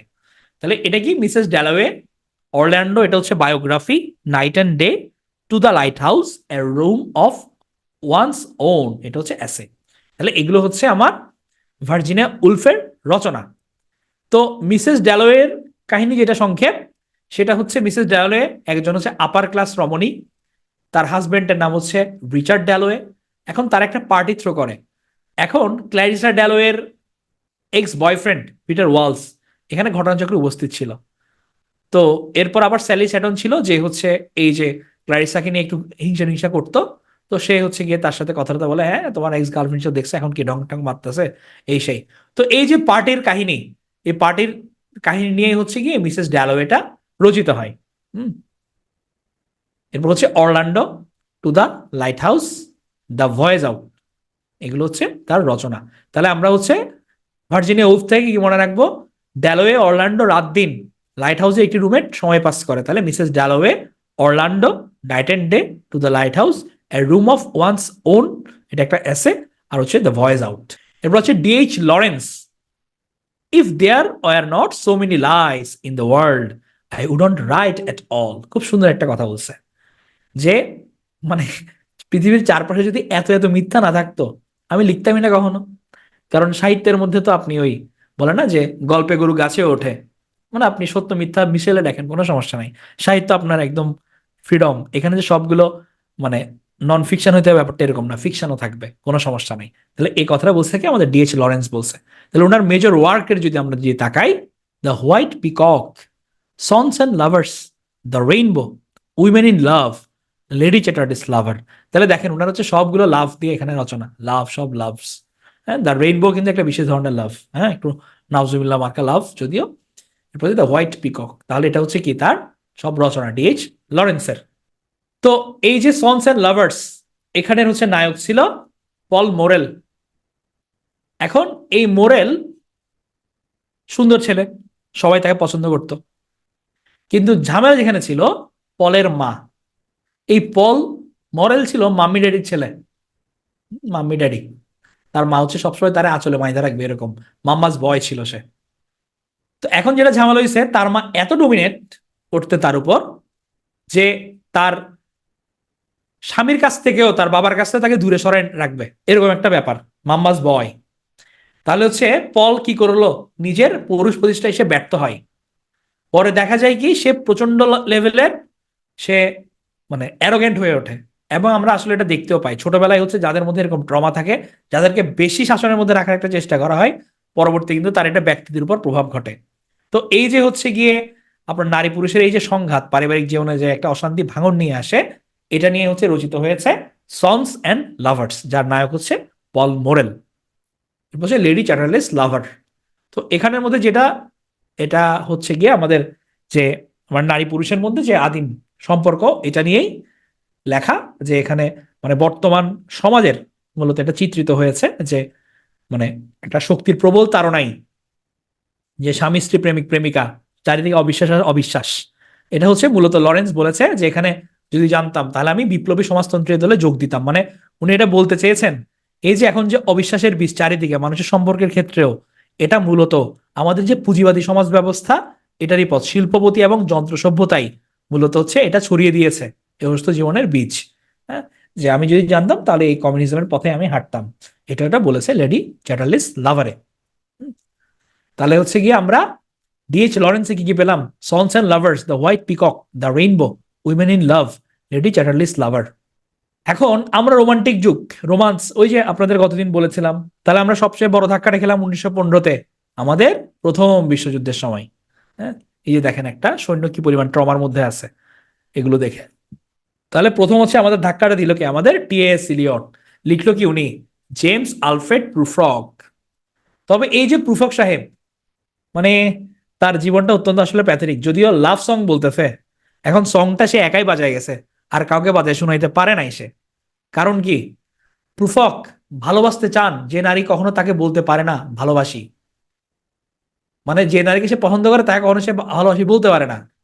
হ্যাঁ, বারবার হচ্ছে প্রুফক দ্বিধা ঝেড়ে ফেলতে চান, বলতে চান, নিজে বুঝাতে চান, বলতে ফেলতে চান ভালোবাসার কথাটি, কিন্তু সে কখনোই বলতে পারে না। তার দ্বিধা তার মনে, তার মধ্য বয়সে টেকো মাথা, সরু হাত পা, বা মহিলাটি যদি বলে বসে এমন তো আমি বুঝাতে চাইনি, সরি তুমি আমার সাথে রিলেশনে গেছো, আমরা তো জাস্ট বেস্ট ফ্রেন্ড, আমি তো তোমাকে ওরকম ভাবিনি। তো এই ভয়ে আসলে দেখা গেল কি প্রুফক কখনো ভালোবাসি বলতে পারে না। তাহলে এটা হচ্ছে the love song of James Alfred Prufrock by T S Eliot. হ্যাঁ, এছাড়া আবার এখানে উনি একটা বিষণ্ণতার কথা বলে, have known the evenings, mornings, afternoon, I have measured out my life with coffee spoons. মানে হচ্ছে ভালোবাসি ভালোবাসি সে বলতে যে পারলো না, তার পুরো জীবনটাই কেটে গেল, হ্যাঁ, ক্ষণিকের, এটাই সে বুঝাতে চেয়েছে। তাহলে এই হচ্ছে আমাদের টিএস ইলিয়ট। তাহলে উনি বিখ্যাত ছিলেন থিওরি অফ অবজেক্টিভ কোরিলেটিভের জন্য। ওনার দ্য ওয়াস্টল্যান্ড কবিতা অনেক বিখ্যাত, যেটার জন্য উনি নোবেল প্রাইজ লাভ করেন। তার সমালোচনামূলক গ্রন্থ হচ্ছে tradition and individual talent, murder in the cathedral তার পয়েম, সরি প্লে, আর জেরন্টিয়ান হচ্ছে তার একটা পয়েম। তাহলে অবজেক্টিভ কোরিলেটিভ এটা কি, এটা হচ্ছে এমন একটা রাইটিং যেটা পড়ে দর্শক একটা ঝাটকা খায়। নর্মালি যেমন হচ্ছে সে ফর এক্সাম্পল বিভূতিভূষণ বন্দ্যোপাধ্যায়, আপনি হচ্ছে ওনার রাইটিং গুলো যখন পড়বেন, মানে আপনি হচ্ছে রিডারের মনে একটা ইমোশনাল রেসপন্স ক্রিয়েট করে, মনে হয় যে সবগুলো আমি ভিজুয়ালাইজ করতে পারতেছি, ফিল করতে পারতেছি। হ্যাঁ, তাহলে এটাকে বলা হচ্ছে কি যে অবজেক্টিভ কোরিলেটিভ। তাহলে ওয়াসল্যান্ড হচ্ছে তার এই অবজেক্টিভ কোরিলেটিভের একটা আদর্শ উদাহরণ। এছাড়া তার বিখ্যাত একটা প্লে হচ্ছে মার্ডার ইন দ্য ক্যাথেড্রাল, আর তার কবিতা হচ্ছে জেরন্টিয়ন। তাহলে হচ্ছে জেরন্টিয়নটা মূলত হচ্ছে ড্রামাটিক মনোলগ এর জন্য বিখ্যাত। এখানে ড্রামাটিক মনোলগটা বেশ সুন্দরভাবে ফুটাই তুলছিল। আচ্ছা, আপনারা এখন বলেন তো আমাকে, যে মনোলগ আর সোলোলিকুই কোনটার মধ্যে সামনে অডিয়েন্স থাকে? মনোলগ আর সলিলোকুই এর মধ্যে সামনে অডিয়েন্স কোনটাতে থাকবে, মনোলগে থাকবে না সলিলোকুইতে থাকবে? তাহলে আমার অডিয়েন্স থাকবে হচ্ছে মনোলগে, সলিলোকুই হচ্ছে কি স্বগতোক্তি, নিজে নিজে সে বলতেছে। তাহলে এই যে জেরুনটিয়নে মূলত দ্বিতীয় মানে প্রথম বিশ্বযুদ্ধের পর ইউরোপের যে অবস্থাটা, ওটা হচ্ছে গিয়ে একজন লোকের চোখে উনি তুলে ধরেছিলেন। এটা মূলত তারই বলা যায়, কারণ উনি হচ্ছে ওই সময় বেঁচে ছিলেন। তো প্রথম বিশ্বযুদ্ধ সারভাইভ করা একজন মানুষের চোখে ওই সময়ে ইউরোপের যে যুদ্ধ বিধ্বস্ত অবস্থা, এটা নিয়েই রচিত হয়েছে জেরন্টিয়ন কবিতাটা। তাহলে হচ্ছে আমরা টি.এস. ইলিয়ট থেকে কি কি পেলাম? আমরা পেলাম the wasteland, love song of James Alfred Prufrock, murder in the cathedral, আর হচ্ছে জেরন্টিয়ন। এগুলো আমরা মনে রাখবো। হ্যাঁ, এটা হচ্ছে সলিলোকুই, মিরর যখন বিবেক হয়ে আসে। এবার আসলে যে বরিস পাস্তারনেক, তাহলে আমরা অনেকগুলো রাসান দেখলাম, উনিও রাসান, উনিও কিন্তু নোবেল পুরস্কার পেয়েছিল। তার বিখ্যাত একটা রাইটিং হচ্ছে ডক্টর জিভাগো, এটা কিন্তু প্রিভিয়াস পরীক্ষায় আসছিল বিসিএসআই। হ্যাঁ, তাহলে এটা হচ্ছে ডক্টর জিভাগো বাই বরিস পাস্তারনেক। এরপর আমরা চলে আসবো পার্ল এস বাক, উনি হচ্ছে আমেরিকান রাইটার ছিলেন, উনিও নোবেল প্রাইজ পান। ওনার নামটাতে কিন্তু ছেলে ছেলে লাগে, বাট উনি হচ্ছে গিয়ে আপনার মেয়ে। আচ্ছা, মনোসলিলোকুই কি মনে মনে বলে নাকি সাউন্ড করে বলে? সলিলোকুইয়ের মধ্যে হচ্ছে আপনি অন্য কাউকে অ্যাড্রেস না করে নিজে নিজেই বলবেন, এটা মনে মনে হইতে পারে, আবার নিজে বিড়বিড় করে বলতে পারেন, তবে বেশিরভাগই হচ্ছে কি ওই মনে মনে বলাটাকে বোঝায়, স্বগতোক্তি। তো পার্ল এস বাক, ওনার বিখ্যাত রচনা হচ্ছে দ্য গুড আর্থ। তাহলে গুড আর্থের কাহিনীটা কি? এখানে হচ্ছে স্বামী স্ত্রী ওয়াং ল্যাং, হুম, তাহলে তার হবু স্ত্রী ওলেন জায়গির হিসেবে জীবনযাপন করে। এখন এই ওয়াং ল্যাং আর ওলেন, তাদের হচ্ছে গিয়ে তারা প্রচুর পরিশ্রম করে। হ্যাঁ, পরিশ্রম করে অনেক টাকা পয়সা ইনকাম করে। করার পর তারা যে জায়গায় থাকতো ভাড়া, ওই জায়গার ভাড়াটিয়া যেহেতু সে গাঁজা টাজা খাইতো, গরিব হয়ে যায়, তার নিকট থেকে জমি তারা কিনে নেয়। পরে দেখা গেল কি তাদের আস্তে আস্তে আবার সন্তান সন্ততি বড় হইলে তাদের পরিবারের পরিধিটা আবার বেড়ে যায়, বেড়ে গেলে তারা আবার গরিব হয়ে ভিক্ষা করে পরিবার চালায়। এখন এক সময় হচ্ছে ওই সমাজে হুট করে কোন একটা গ্যাঞ্জাম হয়, গ্যাঞ্জাম হওয়ার পর লুটের সময় ওয়াং লাং একটা ধনীকে ভয় দেখায়, তার বাড়ি থেকে হচ্ছে গিয়ে অর্থ নিয়ে আসে এবং তার স্ত্রী অন্য বাড়িতে পাই হচ্ছে হীরা। এখন ওয়াং লাং হচ্ছে গরিব ছিল, হঠাৎ করে সে বড় লোক হয়েছে। হওয়ার পর এত ঐশ্বর্য দেখে সে কি করলো, ওয়াং লাং একটা উপপত্নী গ্রহণ করে। তার বউকে বলে, ও লাংকে, যে তোমার অনেক কষ্ট হয়ে যাচ্ছে, তোমার জন্য একটা বোন আনবো আমি। পরে সে বোন নিয়ে আসে, বাট বোন আনলেও কি হয়, তার স্ত্রী হতাশ হয়ে মারা যায়। পরে তারা পুরন মহলে ওয়াংলাং ভুলটা বুঝতে পেয়ে আবার আগের মতো জীবনযাপন করতে শুরু করে। তাহলে এটাই হচ্ছে গিয়ে দ্য গুড আর্থ, একটা চীনের একটা গ্রামের গল্প নিয়ে রচনা। চীনের, এটা হচ্ছে ওয়াং লাং। দ্য গুড আর্থ লিখেছেন কে? পার্ল এস বাক। এটা হচ্ছে ব্রেভ নিউ ওয়ার্ল্ড, এটা হচ্ছে অ্যালডুস হাক্সলির একটা রচনা। এশিয়ান ড্রামা, এটা রচনা করছেন হচ্ছে গুনার মির্ডাল। আমরা অনেকক্ষণ পড়লাম, আমরা একবার একটু দেখে আসি দ্রুত। তাহলে আমরা জর্জিয়ান পিরিয়ড, রাজা পঞ্চম জর্জ দিয়ে সূচনা। রবার্ট ফ্রস্ট লিখেছেন কি? উনি লিখেছেন a boy's will north of Boston from mountain interval আর নিউ হ্যাম্পশায়ার। আমরা নর্থ অফ বোস্টনে দেখলাম মেন্ডিং ওয়াল আর death of the hard man, বিখ্যাত কবিতা। তাহলে মেন্ডিং ওয়ালে বলেছেন কি, প্রতিবেশীদের মধ্যে গুড ফ্যান্স তৈরি করতে। আর ডেথ অফ দ্য হার্ড ম্যানে উনি বাসস্থানের সংজ্ঞা দিয়েছেন যেখানে আমরা আরামে ফিরে যেতে পারি। মাউন্টেন অফ ইন্টারভেলের কবিতা হচ্ছে দ্য রোডস নট টেকেন আর হচ্ছে বার্চেস। নিউ হ্যাম্পশায়ার, এখানে আমাদের সেই বিখ্যাত কবিতা stopping by Woods on a snow evening, যার একটা ফেমাস লাইন হচ্ছে miles to go before I sleep, I have promises to keep. William Somerset Maugham, ওনার বিখ্যাত উপন্যাস কেকস অ্যান্ড এইল আর অফ হিউম্যান বন্ডেজ, আর বিখ্যাত ছোট গল্প হচ্ছে the and and the grasshopper আর হচ্ছে দ্য লাঞ্চন। আর প্রধান দুইটা চরিত্র হচ্ছে জর্জ অ্যান্ড টম। তাহলে এম ফস্টার, ওনার একটাই আমরা মনে রাখবো, প্যাসেজ টু ইন্ডিয়া, আর ক্যারেক্টার গুলো হচ্ছে Mrs Moore, Adela, Ronnie, doctor Aziz. আর অধ্যাপক গোট বলে সিরিল ফিল্ডিং আর হচ্ছে মুর। জেমস জয়েস, ওনার রচনা হচ্ছে গিয়ে উলিসিস, ডাবলিনার্স। ভার্জিনিয়া উলফ, উনি রচনা করছেন Mrs Dalloway, Orlando, night and day, to the lighthouse, a room of one's own, আর ভয়েস আউট। ডিএইচ লরেন্সের রচনা the white peacock, sons and lovers, the rainbow, women in love, lady Chatterley's lover. এটার নায়ক কে? নায়ক হচ্ছে পল moral. পরে আমরা দেখতে পাই T.S.. Eliot আমাদের বাস্তবতার মুখোমুখি দাঁড় করাই দেয়। The love song of James Alfred Prufrock, এটা উনি রচনা করেন। এছাড়াও করেছেন the wasteland, murder in the cathedral, Gerontion. আর সাহিত্য সমালোচনাক তার যে গ্রন্থটা ট্রেডিশন অ্যান্ড ইন্ডিভিজুয়াল ট্যালেন্ট। এরপর আসে বরিস পাস্তার্নেক, রাশিয়ান, উনি লিখেছেন ডক্টর জিভাগো। পার্লেস বাক, উনি লিখেছেন the good earth. Brave new world, এটা লিখছে হচ্ছে অ্যাল্ডোস হাস্কলি। আর এশিয়ান ড্রামা, এটা ফেমাস, এটা লিখেছেন গুনার মিরডাল। এবার আসি হচ্ছে আমরা আর্নেস্ট হেমিংওয়ে, সাহিত্যে উনি নোবেল প্রাইজ জয় করেন। তার প্রথম উপন্যাস ছিল হচ্ছে দ্য সান অলসো রাইজেস। আরেকটা বিখ্যাত উপন্যাস এ ফেয়ারওয়েল টু আর্মস। আর অন্যান্য বিখ্যাত উপন্যাসের মধ্যে আছে the for whom the bell tolls, the old man and the sea. এখন দেখি আপনারা বলে ফেলেন দ্য সান অলসো রাইজেস যদি আর্নেস্ট হেমিংওয়ে লেখেন, আর দ্য সান রাইজিং এটা হচ্ছে কে রচনা করছে? ওয়েট, এটা হচ্ছে আমাদের জন ডান, যেখানে ওই কি সূর্যকে উকি মারতে না বলছে। আচ্ছা, তারপর ফেয়ারওয়েল টু আর্মস। তাহলে বলে ফেলেন তো দেখি, আর্মস অ্যান্ড ম্যান এটা কে রচনা করছে? আর্মস অ্যান্ড ম্যান এটা হচ্ছে আমাদের জিবি শ রচনা করছে। হ্যাঁ, তাহলে দ্য সান অলসো রাইজেস এখানের মধ্যে যেটা, এটাও মূলত হচ্ছে প্রথম বিশ্বযুদ্ধের পর ইউরোপ আমেরিকার যে ইয়াং জেনারেশন ছিল, তারা প্রচন্ড হতাশ হয়ে পড়ে আসলে যুদ্ধের অবস্থা দেখে।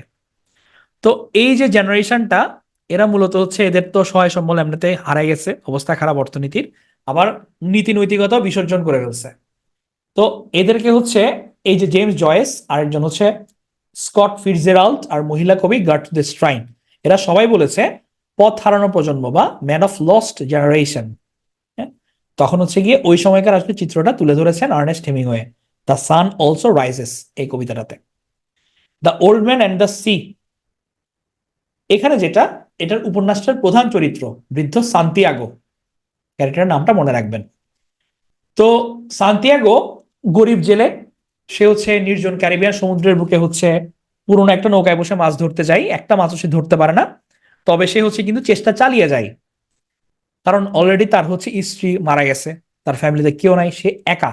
কিন্তু তবুও তার যে জীবন সংগ্রাম সে এটা চালিয়ে যায়, তার ইচ্ছা শক্তি প্রতিকূলতার বিরুদ্ধে রুখে দাঁড়াবার ক্ষমতা তাকে যোগায়। হ্যাঁ, তো এটা নিয়েই মূলত the old man and the C, যেটার প্রধান ক্যারেক্টার হচ্ছে আমাদের সান্তিয়াগো। এরপর হচ্ছে হেমিংওয়ে রচনা করেছেন এ ফেয়ারওয়েল টু আর্মস আর for whom the bell tolls. আপনারা বলেন তো, for whom the bell tolls এটা আরেকজনের রচনা আছে, কার রচনা? সেম নাম, সেম সেম বাট ডিফারেন্ট। এটা for whom the bell tolls কার আছে? অ্যাঞ্জেলিসা ল্যাংল্যান্ড কি, নাকি অন্য কেউ? জন ডানের আছেন একটা কবিতা নাকি? হুম, এটা হচ্ছে জন ডানের একটা পয়েম আছে, for whom the bell tolls. তাহলে পয়েম বললে এটা হচ্ছে জন ডানের, আর নোভেল হচ্ছে গিয়ে আমাদের আর্নেস্ট হেমিংওয়ের। আচ্ছা, তাহলে আমরা আরেকবার দেখে আসি। তাহলে হচ্ছে আমাদের আর্নেস্ট হেমিংওয়ে, তাহলে a farewell to arms, the sun also rises, for whom the bell tolls, আর the old man and the sea. এবার আসে জর্জ অরওয়েল। তাহলে উনি ব্রিটিশ ভারতের একজন পুলিশ অফিসার ছিলেন। যে উপন্যাসটার জন্য উনার নাম এখন উচ্চারিত হয় সেটা হচ্ছে অ্যানিমেল ফার্ম, আর তার একটা বিখ্যাত এসে হচ্ছে শুটিং অ্যান এলিফ্যান্ট। তো অ্যানিমেল ফার্মটা মূলত যখন কমিউনিজম চারিদিকে একদম ডালপালা মিলতেছে, রাশিয়া তথা সোভিয়েত ইউনিয়নের জন্ম হয়েছে, ওই সময় হচ্ছে ওদের যে রাশিয়ার যে বিপ্লব পরবর্তী যে সমাজ ব্যবস্থা, ওটাকে নিয়ে মকারি করে এটা রচিত হয়েছে। এখানে যেটা দেখায় যে একটা খামার, ওই খামারের মালিককে তাড়াই দিয়ে পশুরা নিজেরাই হচ্ছে খামার দখল করে নেয়, বলে যে শ্রেণীশত্রু খতম, এই মালিক হচ্ছে আমাদের উদয়াস্ত পরিশ্রম করাচ্ছিল, খাটাচ্ছিল, এখন হচ্ছে গিয়ে একে তারাই আমাদের ক্ষমতা দখল করতে হবে, আমরা পরিশ্রম করতেছে আমরাই ভোগ করবো আমাদের সুবিধা। হ্যাঁ, এটা তো খামারের মূলনীতিতে তার একটা মূলনীতি ইয়ে করে যে পশুর উল্লেখ করে যে 2 পেয়ারা হচ্ছে শত্রু, মানুষ হচ্ছে শত্রু, এবং 4 পেয়ারা হচ্ছে বন্ধু। এখন যেহেতু হচ্ছে এতগুলো গরু ছাগল ভেড়া মহিষ শুকর সব একত্র হয়ে গেছে, এখন কিন্তু লিডার লাগবে। লিডার হয় দুইজন, দুইটা শুকর, একটা হচ্ছে নেপোলিয়ন আর একটা স্নোবল। হ্যাঁ, বলে যে হে বন্ধুগণ, তোমরা টেনশন করো না, তোমাদের সাথে আমরা আছি, তোমাদের সুখ দুঃখে আমরা আছি, তোমাদের ব্যাপারটা আমরা দেখতেছি। এখন এই ঘটনাটা কিন্তু অন্যান্য বাইরেও ছড়াই পড়ে, এবং অন্যান্য খামারের পশুরাও কি বিদ্রোহ করতে থাকে এবং কয়েক দফা যুদ্ধও হয়। হ্যাঁ, চারিদিকে কি সরাই দেয় তারা যে সকল পশুই সমান, সবার বাঁচার অধিকার আছে। হ্যাঁ, তাহলে এই কথা প্রকাশ করার ফলে খামারে নেপোলিয়নের নেতৃত্বে শূকরদের প্রাধান্য বেড়ে যায়। এখন এখানে তো দেখেন অনেকগুলো প্রাণী আছে, এখন যেহেতু লিড দিচ্ছে নেপোলিয়ন আর স্নোবল, দুইটাই শূকর, এখন স্বাভাবিকভাবে কি শূকরদের প্রাধান্য বেড়ে যায়। এখন যখন ওদের গোষ্ঠী প্রাধান্যটা বেড়ে যায় এই পরিবারের, তখন দেখা যায় কি শূকর পরিবার কোনো কাজ না করেই খাচ্ছে, দাচ্ছে, ঘুমাচ্ছে আর পরিকল্পনা করতেছে।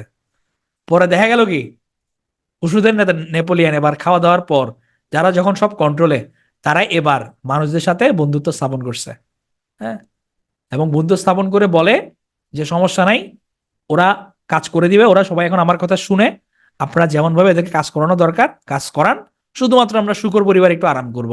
এভাবে পশুর খামারে একনায়কতন্ত্র স্থাপিত হয়। পশুরা কি করবে আর অসহায়ের মতো সারাদিন উদয়ান্ত খাটে, ওরা হচ্ছে মজা মাস্তি করে। তাহলে এটাই হচ্ছে গিয়ে অ্যানিমেল ফার্মের মূল বিষয়বস্তু। ক্যারেক্টার কি মেইন? Napoleon snowball.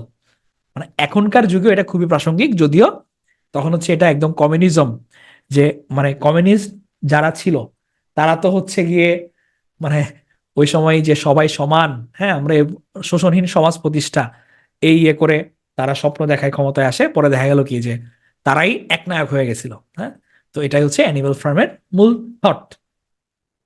এরপর জর্জ অরওয়েলের আরেকটা বিখ্যাত রচনা 1984। এই 1984-এ উনি এই উপন্যাস উনি দেখিয়েছেন এমন একটা পৃথিবীর কল্পনা উনি করছেন। 1944 সালের পৃথিবী তখন দেখায় যেখানে বাক স্বাধীনতার কোনো স্থান নেই, মানুষ যা করে হাগলে মুতলে পর্যন্ত সেটা কি করে সরকার পর্যবেক্ষণ করে। এই উপন্যাসের একটা বিখ্যাত সংলাপ ছিল big brother is watching you. হ্যাঁ, যারা অধিবাসীদের মাধ্যমে, চারিদিকে অধিবাসী কি হয়তো সরকার বাড়ির অধিবাসীদের উপর নজরদারি করত। এই সংলাপটির মাধ্যমে বিগ ব্রাদার শব্দটি ইংরেজি গণমাধ্যমে সরকারি নজরদারির প্রতীক হিসেবে প্রচলিত হয়ে যায়। তাহলে দেখেন একটা রাইটিং এর কতটুক ভূমিকা। পরে এটা হচ্ছে সবাই বিগ ব্রাদার ওই অর্থে ব্যবহার করা হয় যে সরকারি নজরদারির প্রতীক। তাহলে big brother is watching you এটা কোত্থেকে আসছে? এটা হচ্ছে 1984 বা 1984 থেকে আসছে। শুটিং অ্যান এলিফ্যান্ট, এখানে মূলত হচ্ছে জর্জ অরওয়েল যখন বার্মাতে, সে যেহেতু পুলিশ অফিসার ছিল, সে বার্মাতে পোস্টেড ছিল, তো তাকে হচ্ছে ঘটনাচক্রে হচ্ছে একটা হাতিকে শিকার করতে হয়। পরে এটার জন্য উনি অনেক অনুশোচনায় ভোগে। এটা নিয়ে হচ্ছে শুটিং অ্যান এলিফ্যান্ট, এটা হচ্ছে রচনা করা হয়েছে। তাহলে উনার ফেমাস যদি আমরা রাইটিং বলি জর্জ অরওয়েলের এনিমেল ফার্ম, ইস্টার 1916, আর হচ্ছে শুটিং অ্যান এলিফ্যান্ট। হ্যাঁ, সরি ইস্টার 1916 বলছে, এটা হচ্ছে 1984।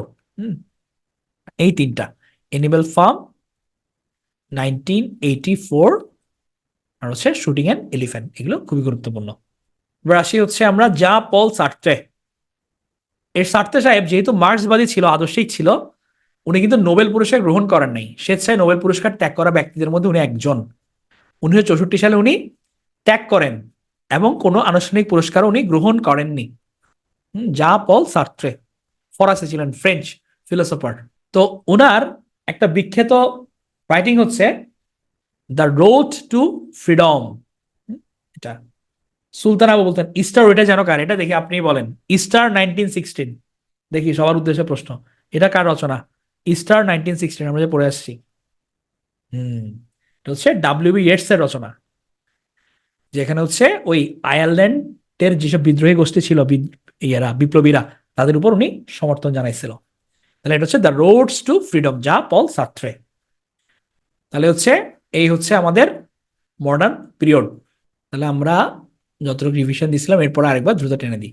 আর্নেস্ট হেমিংওয়ে রচনা কি ছিল? The sun also rises, a farewell to arms, for whom the bell tolls, the old man এল the sea, the sun also rises. তাহলে এগুলো আমরা দেখলাম। তাহলে George Orwell animal farm 1984, shooting an elephant. তাহলে এনিমেল ফার্মের মধ্যে ক্যারেক্টার কি কি আছে? নেপোলিয়ন আর স্নোবল। আর big brother is watching you এটা কোথায় জনপ্রিয় হয়েছিল? 1984-এ, শুটিং অ্যান এলিফ্যান্ট। আর যা পল সার্ত্রে, ওনার ফেমাস হচ্ছে দ্য রোডস টু ফ্রিডম। আচ্ছা, এবার দেখি আপনারা এগুলো ঝটপট বলেন। রোডস টু ফ্রিডম, আর এই যে এখানে একটা সুন্দর ইয়ে বলছেন, যেটা বার্ট্রান্ড রাসেলের, ওইটা হচ্ছে proposed Rhodes to freedom. Proposed আসবে, প্রপোজড। প্রপোজ যখন বলবে তখন হচ্ছে এটা আমাদের রাসেল, যখন রোডস টু ফ্রিডম বলছে তখন হচ্ছে এটা আমাদের জা পল সার্ত্রে। এখন থেকে বলেন এডওয়ার্ডিয়ান এইজের টাইমলাইন কত ছিল? এডওয়ার্ডিয়ান কত থেকে শুরু হয়েছে? এডওয়ার্ডিয়ান, হ্যাঁ, এটা হচ্ছে বিভিন্ন কথাবার্তা আসতেছে 10 to 39, 1 to 10।